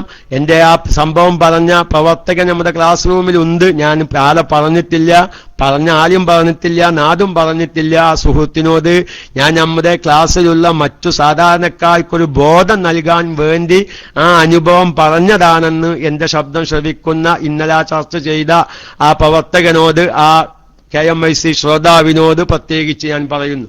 ഏതായിരുന്നാലും നിങ്ങൾ മനസ്സിലാക്കുക, ജുമുഅന്റെ കാര്യത്തിൽ ജനങ്ങൾ 6 വിഭാഗമാണ്. അത് നമ്മൾ എതിക്ക് മനസ്സിലാക്കി, ഈ മസ്അല മനസ്സിലാക്കി അത് വെക്കണം. ഞാൻ ഇനി പറയുന്നത് മനസ്സിലാക്കി വെച്ചാൽ ഇൻഷാ അല്ലാഹ് ഇനി അടുത്ത വെള്ളിയാഴ്ച ഇതിന്റെ ബാക്കി പറയുമ്പോ തിരിയും. കാരണം വെള്ളിയാഴ്ച നമ്മൾ ആദ്യമേ ചർച്ച ചെയ്തത് വെള്ളിയാഴ്ചയുമായി പുരുഷന്മാർ പ്രത്യേകം മനസ്സിലാക്കേണ്ട മസ്അലകൾ നമുക്ക് ചർച്ച ചെയ്യാമെന്നാണല്ലോ നമ്മൾ തമ്മിലുള്ള കരാറ്. ആ നിലക്ക് ഇതിന്റെ ബാക്കി ഞാൻ അടുത്ത വെള്ളിയാഴ്ച പറയുമ്പോ നമ്മൾ ശ്രദ്ധിക്കണം. നമ്മുടെ ജുമുഅ, ഞാൻ പങ്കെടുക്കുന്ന ജുമുഅ, നമ്മൾ പങ്കെടുക്കുന്ന ജുമുഅന്റെ ഇമാമിന്റെ അവസ്ഥ ഒക്കെ അതിലൂടെ മനസ്സിലാക്കി അല്ലാഹു തആല നമുക്ക് വിശുദ്ധമായ റമളാനാണ് വരുന്നത്. ചിലപ്പോൾ 5 ജുമുഅ കിട്ടിയെന്ന് വരും, അല്ലെങ്കിൽ 4 ജുമുഅ എന്തായാലും കിട്ടും. എന്തോ ആവേശമായിരിക്കും റമളാനിന്റെ ജുമുഅയ്ക്ക് നമുക്ക് പങ്കെടുക്കാൻ. അതൊക്കെ ഒരു മഖബൂലും സഹീഹുമായ ജുമുഅകളിൽ പങ്കെടുക്കാനുള്ള അവസരം ഇത്തരം ക്ലാസുകളിലൂടെ അല്ലാഹു നമുക്ക് പ്രദാനം ചെയ്യുമാറാവട്ടെ എന്ന് പറഞ്ഞ് ജുമുഅന്റെ വിഷയത്തിൽ ജനങ്ങൾ 6 വിഭാഗമാണ്. വഅലം അന്നന്നാസ ഫിൽ ജുമുഅത്തി 6 അഖ്സാമിൻ. ജുമുഅന്റെ വിഷയത്തിൽ ജനങ്ങൾ 6 വിഭാഗക്കാരാണ്. അതിൽ ഒന്നാമത്തെ വിഭാഗം മൻ തജിബു അലൈഹി വതൻഅഖിദു ബിഹി വതസിഹു മിൻഹു. ഒന്നാമത്തെ വിഭാഗേത അവന്റെ മേൽ ജുമുഅ നിർബന്ധമാണ്, അവനിൽ നിന്ന് ജുമുഅ സഹിയാകും ചെയ്യും, അവനെ കൊണ്ട് ജുമുഅ കെട്ടുപെടുകയും ചെയ്യും. അപ്പൊ ഒന്നാമത്തെ വിഭാഗം ജുമുഅ നിർബന്ധമാണ്, അവൻ ജുമുഅ നിസ്കരിച്ചാൽ നിസ്കാരം സഹീഹാകും, അതുപോലെ തന്നെ അവനെ കൊണ്ട് ജുമുഅ കെട്ടുപെടും എന്ന് പറഞ്ഞാൽ ജുമുഅ നിലനിർത്താൻ 40 ആൾക്കാരെ കൂട്ടത്തിൽ അവനെ എണ്ണാനും പറ്റും. ഈ പദുമ നിങ്ങൾക്ക് എന്ത് മനസ്സിലായി? ജുമുഅ സഹീഹാവാത്ത വിഭാഗം എന്ത്? ജുമുഅ 40 ആൾക്കാരെ കൂട്ടത്തിൽ പെടുത്താൻ പറ്റാത്ത ആൾക്കാരുണ്ട്, ജുമുഅ തീരെ നിർബന്ധമില്ലാത്ത ആൾക്കാരുണ്ട്. ഇതൊക്കെ ഇപ്പൊ നമ്മൾ ഈ ഒന്നാമത്തെ വിശദീകരണം കൊണ്ട് തന്നെ കിട്ടുന്നുണ്ട്. ഏതായാലും അതിനുശേഷം പറയും. അപ്പൊ ഒന്നാമത്തെ വിഭാഗം ജുമുഅ നിർബന്ധമാകും, 40 ആൾക്കാരെ കൂട്ടത്തിൽ പെടുത്താൻ പറ്റും, അവനിൽ നിന്ന് ജുമുഅ സഹിയാകും. അതാരാ? എല്ലാ നിബന്ധനയും ഒത്തവര്, അതായത് പ്രായപൂർത്തിയായ ബുദ്ധിയുമല്ല മുസ്ലിമായ ജുമുഅ സ്ഥാപിക്കുന്ന മഹല്ലിൽ പെരകെട്ടി താമസിക്കുന്നവൻ എന്ന് പറഞ്ഞാൽ ആ നാട്ടുകാരനായി ജീവിക്കുന്ന വ്യക്തി. ഇങ്ങനത്തെ എല്ലാ നിബന്ധനയും ഒത്തവരാണ്. അവർക്ക് ജുമുഅ നിർബന്ധമാണ്, അവർ ജുമുഅ നിസ്കരിച്ചാൽ ജുമുഅ സഹീഹാണ്. ജുമുഅ സ്ഥാപിക്കാൻ 40 ആൾക്കാരെ കൂട്ടത്തിൽ അത്തരം ആളുകളെ എണ്ണപ്പെടുകയും ചെയ്യാം. ഇനി രണ്ടാമത്തെ വിഭാഗം അതാ മൻ തജിബു അലൈഹി വലാ തൻഅഖിദു ബിഹി വതസിഹു മിൻഹു. അതായത് അവനിക്ക് ജുമുഅ നിർബന്ധമാണ്, അതോടൊപ്പം അവൻ ജുമുഅ നിസ്കരിച്ചാൽ സഹിയാകും, അതോടൊപ്പം 40 ആൾക്കാരെ കൂട്ടത്തിൽ പെടുത്താനും പറ്റൂല. ഞാൻ ഈ 40 ആൾക്കാരെ കൂട്ടത്തിൽ പെടുത്താൻ പറ്റൂല എന്ന് പറയുന്നത് എന്താണ്? സാധാരണക്കാർക്ക് തിരിയാനാത്തോ? കാരണം അവനെ കൊണ്ട് ജുമുഅ കെട്ടുപെടൂല എന്ന് പറയുമ്പോൾ അത് ചിലപ്പോൾ സാധാരണക്കാർക്ക് പെട്ടെന്ന് മനസ്സിലാക്കാനൊരു പ്രയാസം ഉണ്ടാവും. ഞാൻ സാധാരണക്കാർക്കുള്ള ക്ലാസ് ആയതുകൊണ്ട് അവർക്ക് തിരിയാൻ വേണ്ടിയിട്ടാണ് 40 ആൾക്കാരെ കൂട്ടത്തിൽ പെടുത്താൻ പറ്റൂല എന്നാണത്. അപ്പൊ സാധാരണക്കാർക്ക് പെട്ടെന്ന് തിരിയല്ലോ. ജുമുഅ നിർബന്ധമായിച്ചിട്ട് എല്ലാരും 40 ആൾക്കാരെ കൂട്ടത്തിൽ പെടുത്താൻ പറ്റൂല. ജുമുഅ നിലനിർത്താൻ ആവശ്യമായ 40 ആൾക്കാരെ എണ്ണം ആരാവണം, അതിൽ ഞാൻ പെടുവോ? അപ്പൊ ഞാൻ നിശ്ചയിക്കുന്ന ജുമുഅ ആ നിലക്ക് സ്ഥാപിതമായതാണോ? അങ്ങനത്തെ 40 ആൾക്കാരില്ലാത്ത ജുമുഅയാണല്ലോ ഞാൻ ഈ പങ്കെടുക്കുന്ന ജുമുഅ എന്നൊക്കെയും ഇൻഷാ അല്ലാഹ് നമുക്കൊന്ന് 2 വെള്ളിയാഴ്ച കഴിഞ്ഞ് വരുമ്പോഴേക്ക് ഇത് സ്ഥിരം ശ്രദ്ധിക്കുന്നവർക്ക് മനസ്സിലാകുമെന്നൊരു പ്രതീക്ഷ എനിക്കുണ്ട്. അല്ലാഹു തആല തൗഫീഖിനെ പ്രദാനം ചെയ്യുമാറാവട്ടെ. അപ്പൊ രണ്ടാമത്തെ വിഭാഗം ആരാണ്? ജുമുഅ നിർബന്ധമാകും, അവനെ കൊണ്ട് ജുമുഅ കെട്ടുപെടൂല, അതോടൊപ്പം അവൻ ജുമുഅ നിസ്കരിച്ചാൽ ജുമുഅ സഹിയാകും ചെയ്യും. അതാരാ? ജുമുഅ നടക്കുന്ന മഹല്ലത്തിൽ പെരകെട്ടി താമസിക്കുന്നവനല്ലാത്ത നിലക്ക് താമസിക്കുന്നവര്. അങ്ങനെ പറഞ്ഞപ്പോ എളുപ്പം തിരിയാണ്. ഇപ്പൊ ഗൾഫുകാരിപ്പോ ജുമുഅ നടക്കുന്ന സ്ഥലത്ത് താമസിക്കുന്നവരാ. പക്ഷെ അവിടത്തെ രാജ്യക്കാരല്ല അവരെ കുടുംബസമേതം അവിടത്തെ രാജ്യക്കാരനായി താമസിക്കുന്നവരല്ല. അവരുടെ ആവശ്യം കഴിഞ്ഞാൽ തിരിച്ചു പോരുക എന്ന നിലക്ക് അവരെ താമസിക്കുന്നവരാ. അപ്പൊ അവരെന്തു പറ്റൂല? അതല്ലെങ്കിൽ വേറൊന്ന് പറയുക, നമ്മൾ വേറെ ഏതെങ്കിലും ഇപ്പോൾ തിരുവനന്തപുരത്ത് ഞാൻ ജോലി ചെയ്യാണ്, ഞാൻ അവിടെ താമസിക്കുന്നവനാണ്, പക്ഷെ ഞാൻ അവിടത്തെ മുത്തവത്തിനല്ല, മുസ്തൗത്തിനല്ല, ആ രാജ്യക്കാരനല്ല, ജുമുഅ നടക്കുന്ന സ്ഥലത്തുള്ള രാജ്യക്കാരനല്ല. പക്ഷെ അവനിക്ക് ജുമുഅ നിർബന്ധാണ്. ഓൻ ജുമുഅ നിസ്കരിച്ചാൽ ജുമുഅ സഹിയാകും. ഇനി അവൻ ളുഹ്ർ മടക്കി നിസ്കരിക്കേണ്ട ആവശ്യം ഇല്ല. പക്ഷേ ജുമുഅ നിലനിർത്താൻ ആവശ്യമായ 40 ആൾക്കാരെ കൂട്ടത്തിൽ അവനെ എണ്ണാൻ പറ്റുകയില്ല. ഇതാണ് രണ്ടാമത്തെ വിഭാഗം. ഇനി മൂന്നാമത്തെ വിഭാഗം ഏതാ? ജുമുഅ നിർബന്ധമാണ്, പക്ഷേ അതോടൊപ്പം ജുമുഅ നിസ്കരിച്ചാൽ സഹിയാകൂല. ശ്രദ്ധിക്കണം, ജുമുഅ ഓൻക്ക് നിർബന്ധ, പക്ഷേ ഓൻ ജുമുഅ നിസ്കരിച്ചാൽ സഹിയാവൂല്ല. അവനെ 40 ആൾക്കാരെ കൂട്ടത്തിൽ വരുത്താനും പറ്റൂല. അതാരാ? മുർത്തദ്. അള്ളാഹു കാത്തുരക്ഷിക്കട്ടെ. ഒരാൾ ഇസ്ലാമിലേക്ക് വന്നതിനു ശേഷം ഇസ്ലാമിൽ നിന്ന് പുറത്തുപോയി, സംഗതി ഓനക്ക് ജുമുഅ നിർബന്ധാണ്. കാരണം ഓൻ ഇപ്പോൾ മുർത്തദ്ദാണ്, ഇസ്ലാമിൽ നിന്ന് പുറത്തു പോയവനാണെങ്കിലും അവനോട് കൽപ്പനയുണ്ട്, നിസ്കരിക്കണം, ജുമുഅ നീ നിസ്കരിക്കണം. പക്ഷെ അവനിക്ക് ജുമുഅ സഹിയാവണമെങ്കിൽ ഇസ്ലാമിലേക്ക് മടങ്ങി വരിക എന്നൊരു ഷർത്തും കൂടി എക്സ്ട്രയുണ്ട് എന്ന് മാത്രം. അപ്പോൾ ഒരു മുർത്തദ്ദാണെങ്കിൽ അവനിക്ക് ജുമുഅ നിർബന്ധമാണ്, പക്ഷേ അവൻ മുർത്തദ്ദായിരിക്കെ ജുമുഅ നിസ്കരിച്ചാൽ ജുമുഅ സഹിയാകൂല. അപ്പൊ അവൻ മുർത്തദ്ദായി അങ്ങനെ മരിച്ചു എന്ന് വെക്കുക.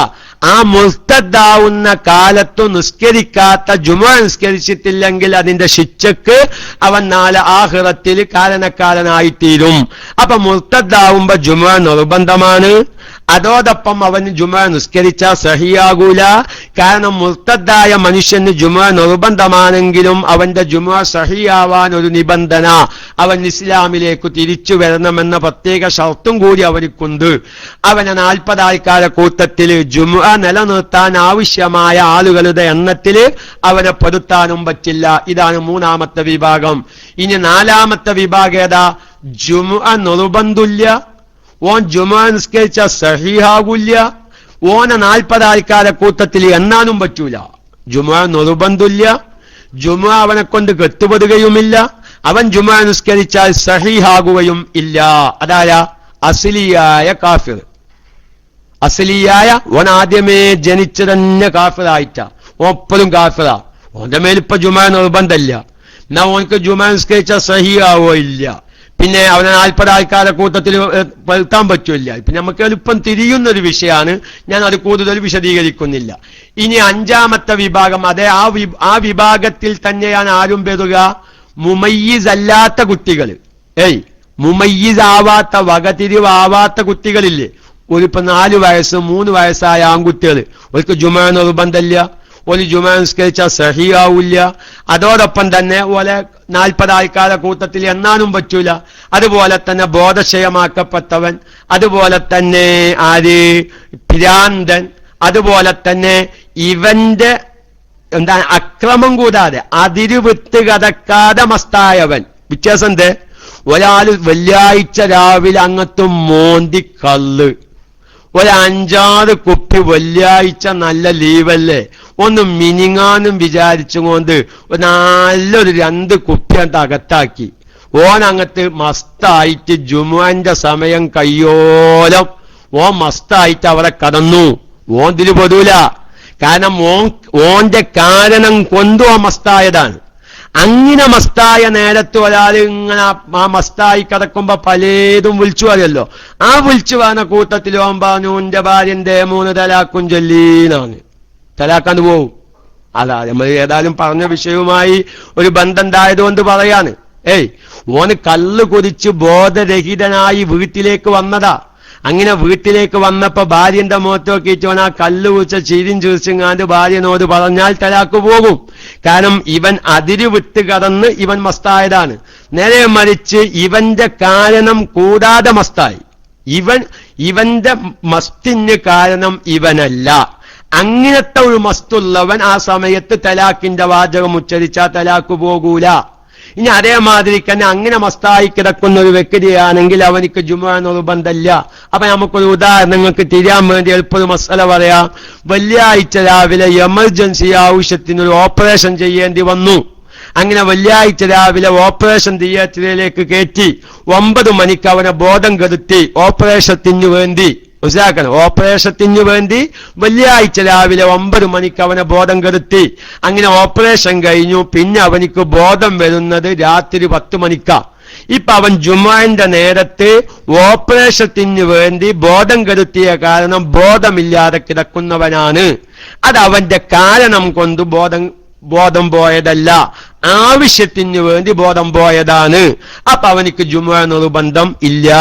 അവന് ജുമുഅ നിസ്കരിച്ചാൽ സഹിയാവൂലോ. അപ്പൊ ജുമുഅ നിസ്കരിക്കൂല. ഓനങ്ങനെ താങ്ങി പൊളിച്ച് പള്ളിക്ക നിങ്ങൾ മനസ്സിലാക്കണം. ഒരാളെന്താക്കി ഒരു പള്ളിക്ക നോക്കുമ്പോ 39 ആളുള്ളൂ.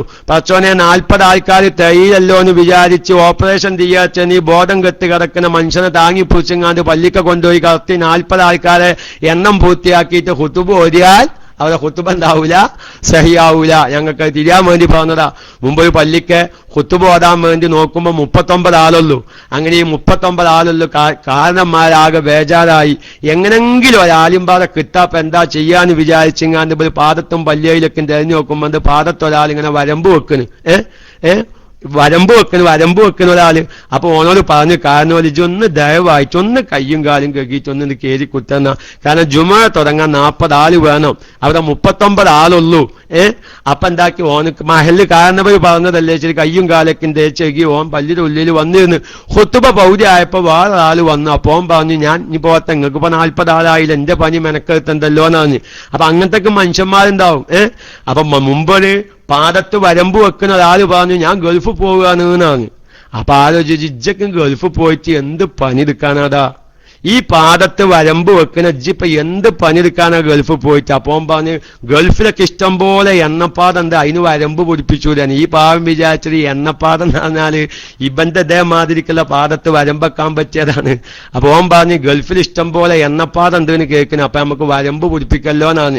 അപ്പൊ ഏതായിരുന്നാലും ഞാൻ പറയുന്നത്, ഈ ഹോസ്പിറ്റലിൽ ബോധം കെട്ട് കിടക്കുന്ന ആളെ ഏറ്റിക്കൊണ്ടുവന്ന് 40 ആൾക്കാരെ എണ്ണം തയ്ച്ചിട്ട് ഖുതുബ് ഓതിയോണ്ട് ജുമുഅ സഹിയാകൂലാന്ന് അപ്പൊ ഞാൻ പറഞ്ഞത് അങ്ങക്ക് തിരിയാൻ വേണ്ടി ആ ഒരു ഉദാഹരണത്തിലേക്ക് പോയതാണ്. അപ്പൊ അതുകൊണ്ട് അതാണ് 4ാമത്തെ വിഭാഗം. ഇനി 5ാമത്തെ വിഭാഗം ഏതാ? ജുമുഅ അവന്റെ മേൽ നിർബന്ധമില്ല, 40 ആൾക്കാരെ കൂട്ടത്തിൽ എണ്ണാനും പറ്റൂല, എന്നാ ജുമുഅ നിസ്കരിച്ചാൽ ജുമുഅ സഹിയാവും ചെയ്യും. മനസ്സിലാക്കണം. ഇനി 5ാമത്തെ വിഭാഗം, ജുമുഅ അവനിക്ക് നിർബന്ധമില്ല, 40 ആൾക്കാരെ കൂട്ടത്തിൽ എണ്ണാൻ പറ്റൂല, ജുമുഅ നിസ്കരിച്ചാൽ ജുമുഅ സഹിയാവും ചെയ്യും. അതാരാ? ഉദാഹരണം, മുമയ്യിസായ കുട്ടി അല്ലെ? മുമയ്യിസായ കുട്ടി, വകതിരിവുള്ള കുട്ടിയാണ്. ഒരു 10 വയസ്സായ കുട്ടിയാ. പ്രായപൂർത്തിയാവാത്തത് കൊണ്ട് അവനിക്കെന്തില്ല, എന്താണ്, അവനിക്ക് ജുമുഅ എന്തില്ല, നിർബന്ധമില്ല. അവനിക്ക് ജുമുഅ നിർബന്ധമില്ല. പ്രായപൂർത്തിയാവാത്തത് കൊണ്ട് 40 ആൾക്കാരെ കൂട്ടത്തിൽ എണ്ണാനും പറ്റൂല. എന്നാ മുമയ്യിസായ കുട്ടി ഓം ജുമുഅ നിസ്കരിച്ചു, നിസ്കാരം സഹിയാണ്. ഓം മുമയ്യിസായ കുട്ടി എന്ന നിലക്ക് ആ ജുമുഅ സഹിയാണ്. പക്ഷെ ഓനിക്ക് ജുമുഅ നിർബന്ധമില്ല, 40 ആൾക്കാരെ കൂട്ടത്തിൽ എണ്ണാനും പറ്റൂല. ഇനി 6ാമത്തെ വിഭാഗം ഏതാകുന്നു? ഏതാ? ജുമുഅ അവന്റെ മേൽ നിർബന്ധമില്ല, പക്ഷേ അവനെ 40 ആൾക്കാരെ കൂട്ടത്തിൽ എണ്ണാനും പറ്റും, ജുമുഅ സഹിയാവും ചെയ്യും. വാസ്തവത്തിൽ അവനിക്ക് ജുമുഅ നിർബന്ധമില്ല, പക്ഷെ 40 ആൾക്കാരെ കൂട്ടത്തിൽ ഓനെ എണ്ണാൻ പറ്റും. അതായത് അവനെ കൊണ്ട് ജുമുഅ കെട്ടുപെടും, ജുമുഅ സഹിയാവും ചെയ്യും. ഉദാഹരണം, രോഗി. കാരണം രോഗികളാണെങ്കിൽ ജമാഅത്തിന് ഉദറുണ്ട്, ജുമുഅക്കും ഉദറുണ്ട്. അപ്പൊ ഒരാൾ എന്ത് ചെയ്തു? തീരെ പള്ളിയിലേക്ക് പോവാൻ വയ്യാതെ വീൽ ചെയർ പോലിലും ഇരിക്കാൻ വയ്യാത്ത ഒരു രോഗിയാണ്. ആ രോഗിയെ സംബന്ധിച്ച് ഇപ്പൊ ജുമുഅക്ക് പോവൽ നിർബന്ധമില്ല. പക്ഷെ എന്ത് ചെയ്തു? അവൻ പറഞ്ഞു മക്കളോട്, മക്കളെ, വാപ്പാക്ക് 80 വയസ്സായി, ഇതുവരെ വാപ്പ ജീവിതത്തിൽ ഒരു ജുമുഅ നഷ്ടപ്പെടുത്തിയിട്ടില്ല. അതുകൊണ്ട് എന്റെ മക്കൾ, നിങ്ങൾ എന്നെ എങ്ങനെങ്കിലും ഒന്ന് പള്ളിക്കൊക്കെ എത്തിച്ചേരണം. പള്ളിക്കൊക്കെ എത്തിയ വാപ്പാക്ക് നിസ്കരിക്കാനൊക്കെ പള്ളിക്കൊക്കെ നടക്കാനും വയ്യ, ഇരിക്കാനും വയ്യ. പള്ളിക്കൊക്കെ എത്തിയ പിന്നെ വാപ്പ നിസ്കരിക്കേണ്ട രൂപത്തിൽ നിസ്കരിക്കും. അപ്പൊ മക്കൾ എന്ത് ചെയ്തു? ഇതൊന്നിപ്പോ കിതാബിലെത്തും, ഞങ്ങൾ സാധാരണക്കാർക്ക് തിരിയാൻ വേണ്ടി ഞാൻ ഒരു ഉദാഹരണത്തിലൂടെ പറയാൻ. മക്കളെല്ലാവരും പാടെ താങ്ങിപ്പൊളിച്ച് വാപ്പാനെ പള്ളിക്ക കൊണ്ടാക്കി. അവരെത്ര ആളുള്ളൂ? പള്ളിക്ക് ഈ രോഗിനെ കൂടാതെ ആ പള്ളിയിൽ ആകെ 39 ആളുള്ളൂ. നിബന്ധനയൊത്ത ജുമുഅ സ്ഥാപിക്കാൻ ജുമുഅ കെട്ടുപെടുന്ന 40 ആൾക്കാരെ കൂട്ടത്തിൽ എണ്ണാൻ പറ്റിയ ആള് 39 ആളുള്ളൂ. അപ്പോഴാണ് ഈ രോഗിയായ വ്യക്തിനെ പള്ളിക്കൽക്ക് ചെല്ലുന്നത്. ഈ എന്ന നിലയ്ക്ക് ഇവനക്ക് ജുമുഅ നിർബന്ധമില്ല, ഇവൻ പെരേന്ന് ളുഹ്ർ നിസ്കരിച്ചാൽ മതിയായിരുന്നു. പക്ഷെ ഓൻ പള്ളിയിലെത്തി ജുമുഅ നിർബന്ധമില്ലെങ്കിലും ഇനിയിപ്പോ 39 ആളെ നിബന്ധനയൊത്ത 39 ആളെ അവരുടെ നാട്ടുകാരുള്ളൂ. ഈ നാട്ടുകാരനായ ജുമുഅ നിർബന്ധമില്ലാത്ത ഈ രോഗിനിങ്കന്മാരെ കൂട്ടിയാൽ 40 ആൾക്കാർ ചെയ്യും. അപ്പൊ ഈ 40 ആൾക്കാരെ ഇവനും പാടെ കൂട്ടി 40 എണ്ണം പൂർത്തിയാക്കി അവരെന്താക്കാം? ജുമുഅ നിസ്കരിക്കാം. അപ്പൊ എന്താണ്? ഇനിയിപ്പോ ആ രോഗിയായ അവനെ 40 ആൾക്കാരെ കൂട്ടത്തിൽ പെടുത്താം. അപ്പൊ 40 ആൾക്കാരെ കൊണ്ട് ജുമുഅ സ്ഥാപിക്കുക, അല്ലെങ്കിൽ 40 ആൾക്കാരെ ഖുത്ബ കേൾപ്പിക്കുക, ആ നിബന്ധനക്കൊക്കെ ഇവൻ പറ്റും. ഇനി ഇവൻ ആ വിഷമം സഹിച്ച് ജുമുഅ നിസ്കരിച്ചാലോ ആ നിസ്കാരം സഹീഹാണ്. ഇനി ആ ജുമുഅ മടക്കി ളുഹ്റാക്കി നിസ്കരിക്കും വേണ്ട. ഇതാണ്. അതുപോലെ തന്നെ മനസ്സിലായോ? അപ്പൊ വാസ്തവത്തിൽ ഈ രോഗി അവന്റെ മേൽ ജുമുഅ നിർബന്ധമില്ല. അതുപോലെ തന്നെ അതോടൊപ്പം അവനെ 40 ആൾക്കാരെ കൂട്ടത്തിൽ എണ്ണാനും പറ്റും. അതാണ് 6ാമത്തെ വിഭാഗം. ഇനി അതേമായി തന്നെ വേറെയും പല ആൾക്കാരും വരും. അതായത് ജമാഅത്തായി നിസ്കരിക്കാൻ ഉദുറുള്ള എല്ലാ കാരണങ്ങളും ജുമുഅക്കും മുതല. ഒന്നും കൂടി നിങ്ങൾക്ക് തിരിയാൻ, നല്ല മഴ അല്ലെങ്കിൽ മഴ പോട്ടെ, 2 കണ്ണും കാണാത്തവനാ.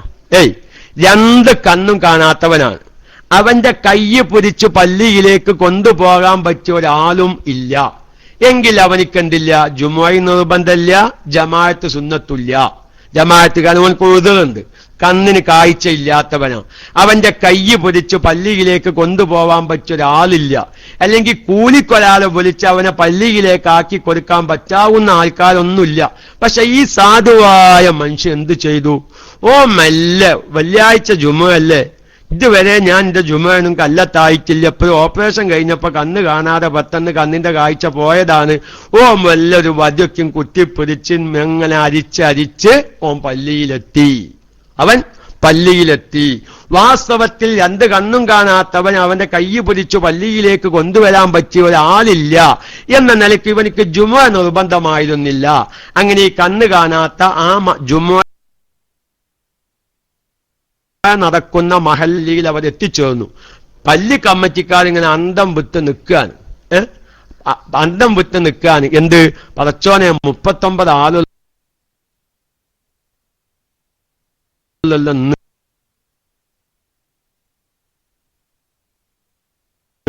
ഇന്നിപ്പോ നമ്മൾ പോയ ഇട്ട് കാണാത്ത പാവം മെല്ലെ അരിച്ചു പെറുക്കി എന്താവുന്നത് ഇങ്ങനെ വരുന്നത്. അങ്ങനെ എന്താക്കി അവനെ 40 അത് ചോദ്യമാണ്. ഇരിക്കത്തെ തൈബ മൻസിൽ അബൂ സിനാൻ ഉസ്താദാണ്, നമുക്ക് ചർച്ച ചെയ്യാം. അപ്പൊ എന്തായി? അപ്പൊ അരിച്ചു പെരുക്കി പള്ളിയിലെത്തി. അപ്പൊ നോക്കുമ്പോ ഇവനെ കൂട്ടിയിട്ട് ഈ കണ്ണ് കാണാത്തപ്പാന രോഗിയുടെ കൂട്ടത്തിൽ പറഞ്ഞതുപോലെ ഈ കണ്ണ് കാണാത്ത ഇവനെ കൂട്ടിയിട്ട് 40 ആൾക്കാർ കഴിഞ്ഞു. അപ്പൊ ഓൽക്ക് ആ 40 ആൾക്കാരെ കൊണ്ട് അവരുടെ ജുമുഅ സഹീഹാണ്, ഒരു കുഴപ്പമില്ല. വാസ്തവത്തിൽ ഈ കണ്ണ് കാണാത്തവന് ജുമുഅ നിർബന്ധമില്ലെങ്കിലും 40 ആൾക്കാരെ കൂട്ടത്തിൽ പെടുത്താം. അതുപോലെ തന്നെ അവനെ കൊണ്ട് ജുമുഅ സഹീഹാകും കൂട്ടത്തിൽ. എല്ലാവരും മനസ്സിലാക്കേണ്ടത് എന്താ? ഞാൻ ഈ 40 ആൾക്കാരെ കൂട്ടത്തിൽ എന്ന് പറയുന്നത് സാധാരണക്കാർക്ക് ആ മസല തിരിയാനാണ് കേട്ടോ. ജുമുഅ സ്ഥാപിക്കാൻ, ജുമുഅ നിലനിർത്താൻ പെരകെട്ടി താമസിക്കുന്നവരായ ജുമുഅ നിലനിർത്തുന്ന മഹല്ലത്തിൽ താമസിക്കുന്ന അവിടത്തെ നാട്ടുകാരായി താമസിക്കുന്ന 40 ആൾക്കാരെ കൊണ്ടാണ് ജുമുഅ കെട്ടുപെടുക. അപ്പൊ അവനെ കൊണ്ട് ജുമുഅ കെട്ടുപെടും എന്ന് പറയുമ്പോൾ സാധാരണക്കാർക്ക് അതൊരു മനസ്സിലാക്കാൻ പ്രയാസം ഉണ്ടാവുമോ എന്ന് വിചാരിച്ചിട്ട് ഒരു നാദൻ ശൈലി 40 ആൾക്കാരെ കൂട്ടത്തിൽ എണ്ണാൻ പറ്റും എന്ന് പറഞ്ഞതാണ്. അത് സാധാരണക്കാർ പ്രത്യേകം മനസ്സിലാക്കണം എന്ന് പറഞ്ഞ് ഇന്ന് ക്ലാസ് ഇവിടെ അവസാനിപ്പിക്കുകയാണ്. ഇനി ഇവിടെ പ്രശ്നം എന്താ? നമ്മൾ തൈബ മൻസിലാ ചോദിച്ചത്. ആരാണാവോ? 40 ആളിൽ കുറഞ്ഞ സുജൂദിൽ അവയവങ്ങൾ. സുബ്ഹാനല്ലാഹ്, ഞാൻ ഒരു സുഹൃത്ത് അത് വല്ലാതെ ചോദിക്കുന്നുണ്ട്, വല്ലാത്തൊരു വിഷയം. ഇനിയിപ്പോ അതായത് 2-3 ദിവസമായി അദ്ദേഹം PM അയക്കന് സുജൂദിൽ അവയവങ്ങൾ വെക്കുന്നതിനെ പറ്റി ചോദ്യം ചോദിച്ചിരുന്നു ഉസ്താദെ, പറഞ്ഞിട്ടില്ല, ഞാൻ ഓരോ കാരണം കൊണ്ട് മറക്കുകയാണ്, എല്ലാവരും പറയാം. ഇനി ഇതുവരെ നമ്മൾ പറഞ്ഞത് ഇപ്പൊ 40 ആൾക്കാരെ വർത്താനാണ്. അതുകൊണ്ട് ഇനി നമ്മൾ ശ്രദ്ധിക്കേണ്ടത് എന്താ, ഇൻഷാ അല്ലാഹ് അതിലേക്ക് കടക്കുന്നില്ല. ഇനി ചിലപ്പം നമ്മൾ നിർബന്ധിത സാഹചര്യത്തിൽ ചിലപ്പോൾ 40 ആൾക്കാരെ കിട്ടാനില്ല. ഈ എല്ലാ പ്രായപൂർത്തിയായ ബുദ്ധിയുള്ള മുസ്ലിമായ സ്വതന്ത്രനായ ജുമുഅ നടക്കുന്ന സ്ഥലത്ത് പെരകെട്ടി താമസിക്കുന്നവൻ, ആ നാട്ടുകാരനായി താമസിക്കുന്ന ഈ എല്ലാ ഷർത്തുകളും ഒത്തിണങ്ങിയ 40 ആൾക്കാർ അവിടെ ഇല്ല. അവരാകുള്ളത് 35 ആൾക്കാരാണ്. ഒന്നിലേക്ക് അങ്ങനെ ആവാം. അല്ലെങ്കിൽ എന്താ, ആൾക്കാർ ഇഷ്ടം പോലെ ഉണ്ട്. എന്റെ കമ്പനിയിൽ 500 ആൾക്കാരുണ്ട് ഉസ്താദെ. ഞങ്ങൾ കമ്പനിയിൽ ഒരു പള്ളിയിലാണ്, അവർ 500 ആൾക്കാർ ജുമാ ഉണ്ട്. പക്ഷെ ഈ 500 ആൾക്കാരും വിദേശികളാണ്.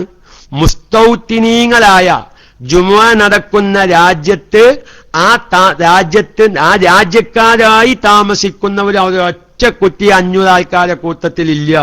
അല്ലെങ്കിൽ അങ്ങനത്തെ നിബന്ധന ഒത്തവര് 40 ആൾക്കാരില്ല, 39 ഉള്ളൂ. അല്ലെങ്കിൽ 39 നാട്ടേരും പുറത്തെ മഹല്ലത്തിൽപ്പെട്ട ഒരു ഹത്തീബടക്കം 40 ആൾക്കാര്. അതൊന്നും ഇപ്പൊ നമ്മൾ അങ്ങനെ കൂടുതൽ ചിന്തിക്കണ്ട, കാരണം അങ്ങനത്തെ ഒരു അവസ്ഥ ഇല്ല. ഏതവസ്ഥ ഉണ്ട് അതാണ് ഇപ്പൊ നമുക്ക് ചർച്ച ചെയ്യേണ്ട വിഷയം. ഏത്?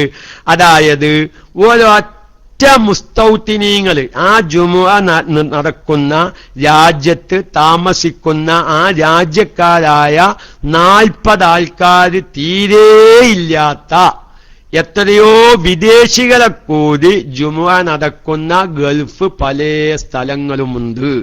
അവിടെയൊക്കെയാണ് സ്ഥിര താമസക്കാർ. നമ്മളെ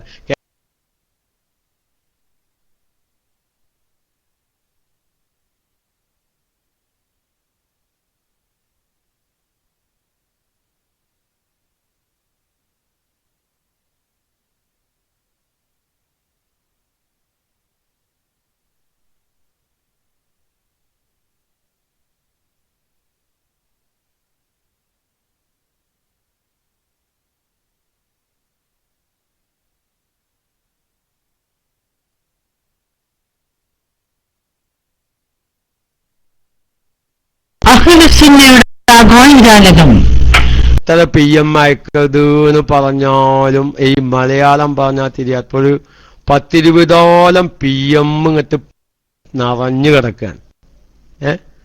നമ്മളിപ്പോ അതൊരു ഏതായിരുന്നാലും ഇൻഷാ അല്ലാഹ് പല ചോദ്യങ്ങൾ ഇപ്പൊ ഇത് സംബന്ധമായി കേൾക്കാണ്ടോ. ഞാൻ ഏതായാലും ഒരേ ചോദ്യങ്ങൾ ഇപ്പൊ അതപ്പോ ഒരാൾ ചോദ്യം അയച്ചിക്കാണ്. 625 കുടുംബങ്ങൾ താമസിക്കുന്നു. ഇത് തുടങ്ങിയിട്ട് ഒരു വർഷമേ ആയിട്ടുള്ളൂ. ഇതിൽ ഞങ്ങൾക്ക് വേണ്ടി ഒരു പള്ളിയുണ്ട്. ഈ പള്ളിയിൽ കഴിഞ്ഞ മാസം ജുമുഅ തുടങ്ങി. നാട്ടുകാരും ഇവിടെ താമസിക്കുന്നില്ല. ഇൻഷാ അല്ലാഹ് ഞാൻ അത്യാവശ്യമുള്ളവർക്ക് എന്തെങ്കിലും അയച്ചോണ്ടാ ചെയ്തത്. അപ്പൊ PM അയക്ക ഞാൻ അവസാനിപ്പിക്കാണ്. 11:40 ആയിട്ടുണ്ട്. എല്ലാതും പാടെ പന്ന് പറഞ്ഞാൽ നടക്കൂലല്ലോ ഇതിന്റെ ബാക്കി. അപ്പോ ഒരൊറ്റ രാജ്യക്കാരും ഇല്ല. വിദേശികളായ 600 ആൾക്കാർ അല്ലെങ്കിൽ 50 ആൾക്കാരെ കൊണ്ടൊക്കെ ജുമുഅ സ്ഥാപിച്ചാൽ നമുക്ക് ആ ജുമുഅയിൽ പങ്കെടുക്കുക വേണ്ടത്. ആ ജുമുഅയിൽ പങ്കെടുത്തിട്ട് ഒരു സൂക്ഷ്മതയ്ക്ക് വേണ്ടി പിന്നെ നമ്മൾ ളുഹ്ർ മടക്കി നിസ്കരിക്കുക വേണ്ടത്. അതെല്ലാം നിർബന്ധമായും ളുഹ്ർ നിസ്കരിക്കുക വേണ്ടത്. അതൊക്കെ നമ്മൾ പഠിക്കേണ്ടത് തന്നെയാണ്. ഇല്ല ഞാൻ ആരും ചോദ്യം ചോദിക്കാൻ ആരും വേണ്ട. കാരണം 11:40 ആയിട്ടുണ്ട്. കാരണം ജുമുഅന് 12:20 വാങ്ങുവെക്കും. ഏതായിരുന്നാലും നമ്മൾ തുടങ്ങുകയാണല്ലോ. നമ്മൾ ഒരു സംശയം തീർക്കാന് നിങ്ങൾ അടുത്ത വെള്ളിയാഴ്ച ക്ലാസ് കേൾക്കി. അപ്പൊ നിങ്ങൾ ഇനി വിദേശികളെ കൊണ്ട് ജുമുഅ തുടങ്ങാൻ പറ്റുമോ? അതേമാതിരി വിദേശികളിൽ നാട്ടുകാരില്ലാത്ത ജുമുഅയിൽ നമ്മൾ പിന്നെ ളുഹ്ർ നിസ്കരിക്കാൻ വേണ്ട, ജുമുഅയിൽ പങ്കെടുക്കാൻ വേണ്ട എല്ലാത്തിനും നമുക്ക് പരിഹാരം കാണാം. കാര്യപ്പെട്ട ഉസ്താദുമാരോടൊക്കെ ചർച്ച ചെയ്ത്. കാരണം നമ്മുടെ KMIC ശ്രോതാക്കള് കൂടുതലും ഗൾഫുകാരാ, നാട്ടുകാരല്ലല്ലോ, കേരളക്കാരല്ല നമ്മുടെ KMIC ശ്രോതാക്കള്. നമ്മൾ ഇത്രയും കാലം ഒരു ക്ലാസ് റൂം തുടങ്ങിയിട്ട് നമ്മുടെ ജീവിതത്തിൽ നിർബന്ധമായ മസ്അലയുടെ വശങ്ങള് നമുക്ക് അൽഹംദുലില്ലാഹ് എല്ലാം ചോദിക്കാനും പഠിക്കാനും പറ്റാവുന്ന നല്ലൊരു നേതൃത്വം നമുക്കില്ലേ. എന്തിനപ്പം നമ്മൾ ആ വിഷയത്തിൽ പിന്നെ ചില ആൾക്കാരൊക്കെ ചോദ്യങ്ങൾ ചോദിക്കുമ്പോൾ 2 ദിവസം കയ്യത്തേന്ന് പറയും. അതെന്തിനാണെന്നറിയോ? ചിലപ്പോൾ നമ്മൾ കിതാബൊന്നും നോക്കിയാൽ ചിലപ്പോൾ നമുക്കത് വേണ്ടതുപോലെ അത് അങ്ങനെ തന്നെ ആയിരിക്കും അതിന്റെ മസ്അല എന്ന് ചില മസ്അലകളൊന്നും നമുക്കത് മനസ്സിലാക്കാൻ പ്രയാസം ഉണ്ടാവും. അപ്പൊ നമ്മളൊരു സംശയം വെച്ചിട്ട് അത് പറയണ്ട. അപ്പൊ നമുക്ക് ആ പൊന്മൽ ഉസ്താദിനെ ഒന്ന് കണ്ട് അല്ലെങ്കിൽ സുലൈമാ ഉസ്താദിനെ ഒന്ന് കണ്ട് ചർച്ച ചെയ്തതിന്റെ ശേഷം പറയാം. നമ്മൾ ഓൺലൈനിലാണല്ലോ വിഷയങ്ങൾ പറയുന്നത്. അപ്പൊ നമ്മൾ 2 ദിവസം വൈകിയാലും നമുക്ക് പഠിക്കാൻ അവസരമുണ്ട് എന്നേ ഇപ്പൊ എനിക്ക് പറയാൻ പറ്റുള്ളൂ. അല്ലപ്പോ എല്ലാ വിഷയവും നോക്കി തഹ്കീക്കാക്കി തല മുതൽ അവസാനം വരെ കലക്കി കുറിച്ചിട്ടൊന്നല്ലോ ഇപ്പൊ മൈക്കെടുക്കണ്. അതിങ്ങനെ എല്ലാവരും മനസ്സിലാക്കണം. ഞാൻ ഈ മൈക്കെടുക്കണ് നിങ്ങൾക്ക് മസ്അല പഠിപ്പിക്കാൻ വേണ്ടി മാത്രമല്ല, എനിക്ക് മസ്അല പഠിക്കാനാണ്. കാരണം നിങ്ങൾ ഓരോരുത്തർ ചോദിക്കുമ്പോ അപ്പൊ പിന്നെ അങ്ങനെ കിതാബ് വെക്കും. അപ്പൊ ഇന്നലെ ഒരു സുഹൃത്ത് ചോദിച്ചു, നല്ലൊരു ചോദ്യ ഉസ്താദെ, അത് ഏതായാലും ആ സുഹൃത്തുണ്ട്, ഞാനിപ്പോ ഇഷ്കാലാക്കുന്നില്ല, ഇഷ്കാലാക്കിയപ്പോ നിങ്ങൾ ആകെ ഇഷ്കാലാകും. അതിന് മറുപടി കിട്ടിയതിന്റെ ശേഷം പറയാം. ചിലപ്പം ഗൾഫിലൊക്കെ ചില കാര്യങ്ങൾ ഫ്ലാറ്റിൽ താമസിക്കുമ്പോ നമ്മുടെ കേരളത്തിൽ 10 സെന്റിൽ താമസിക്കുന്നത് പോലെ ഫ്ലാറ്റിൽ താമസിക്കുന്നവർക്ക് ചില വിഷയങ്ങൾക്ക് സൗകര്യം കിട്ടൂല, അല്ലേ? ചില വിഷയങ്ങൾക്ക് സൗകര്യം കിട്ടൂല. നമ്മളെ നാട്ടിൽ 5 സെന്റിൽ ഒരു പെര കയറ്റി താമസിക്കുന്ന സൗകര്യങ്ങൾ ഫ്ലാറ്റിൽ താമസിക്കുന്നവർക്ക് കിട്ടുമോ? ചില ഫിക്കിയായ മസ്അലൊക്കെ അവരെ ബാധിക്കുന്നുണ്ട്. അങ്ങനെ ചില ഇഷ്കാലുകളൊക്കെ കിടക്കുന്നുണ്ട്. എനിക്കൊരു വ്യക്തമായ ഉത്തരം കിട്ടുമ്പോൾ ഇൻഷാ അല്ലാഹ് അത് നിങ്ങളിലേക്ക് ഞാൻ ഇട്ടുതരും. പിന്നെ നമ്മൾ ഇഷ്കാലാക്കിയിട്ട് ഇങ്ങനെ കണ്ണിലുറക്കം കിട്ടാത്തൊരവസ്ഥ വരുത്തണ്ട. അപ്പൊ ഏതായിരുന്നാലും ഇൻഷാ അല്ലാഹ് നമുക്ക് പറയാനും കേൾക്കാനൊക്കെ അല്ലാഹു തൗഫീക്ക് നൽകട്ടെ എന്ന് പറഞ്ഞ് ഇൻഷാ അല്ലാഹ് ഒരു സുഹൃത്ത് ഒരു സുജൂദ് സംബന്ധമായൊരു മസ്അല ചോദിച്ചിട്ടുണ്ട്. ഒരൊറ്റ വാക്കിൽ അത് 3-4 ദിവസമായി ആ PM ഇങ്ങനെ അയക്കണ്. പക്ഷെ ഓരോ വിഷയം കാരണം ഞാനത് മറന്നുപോകും.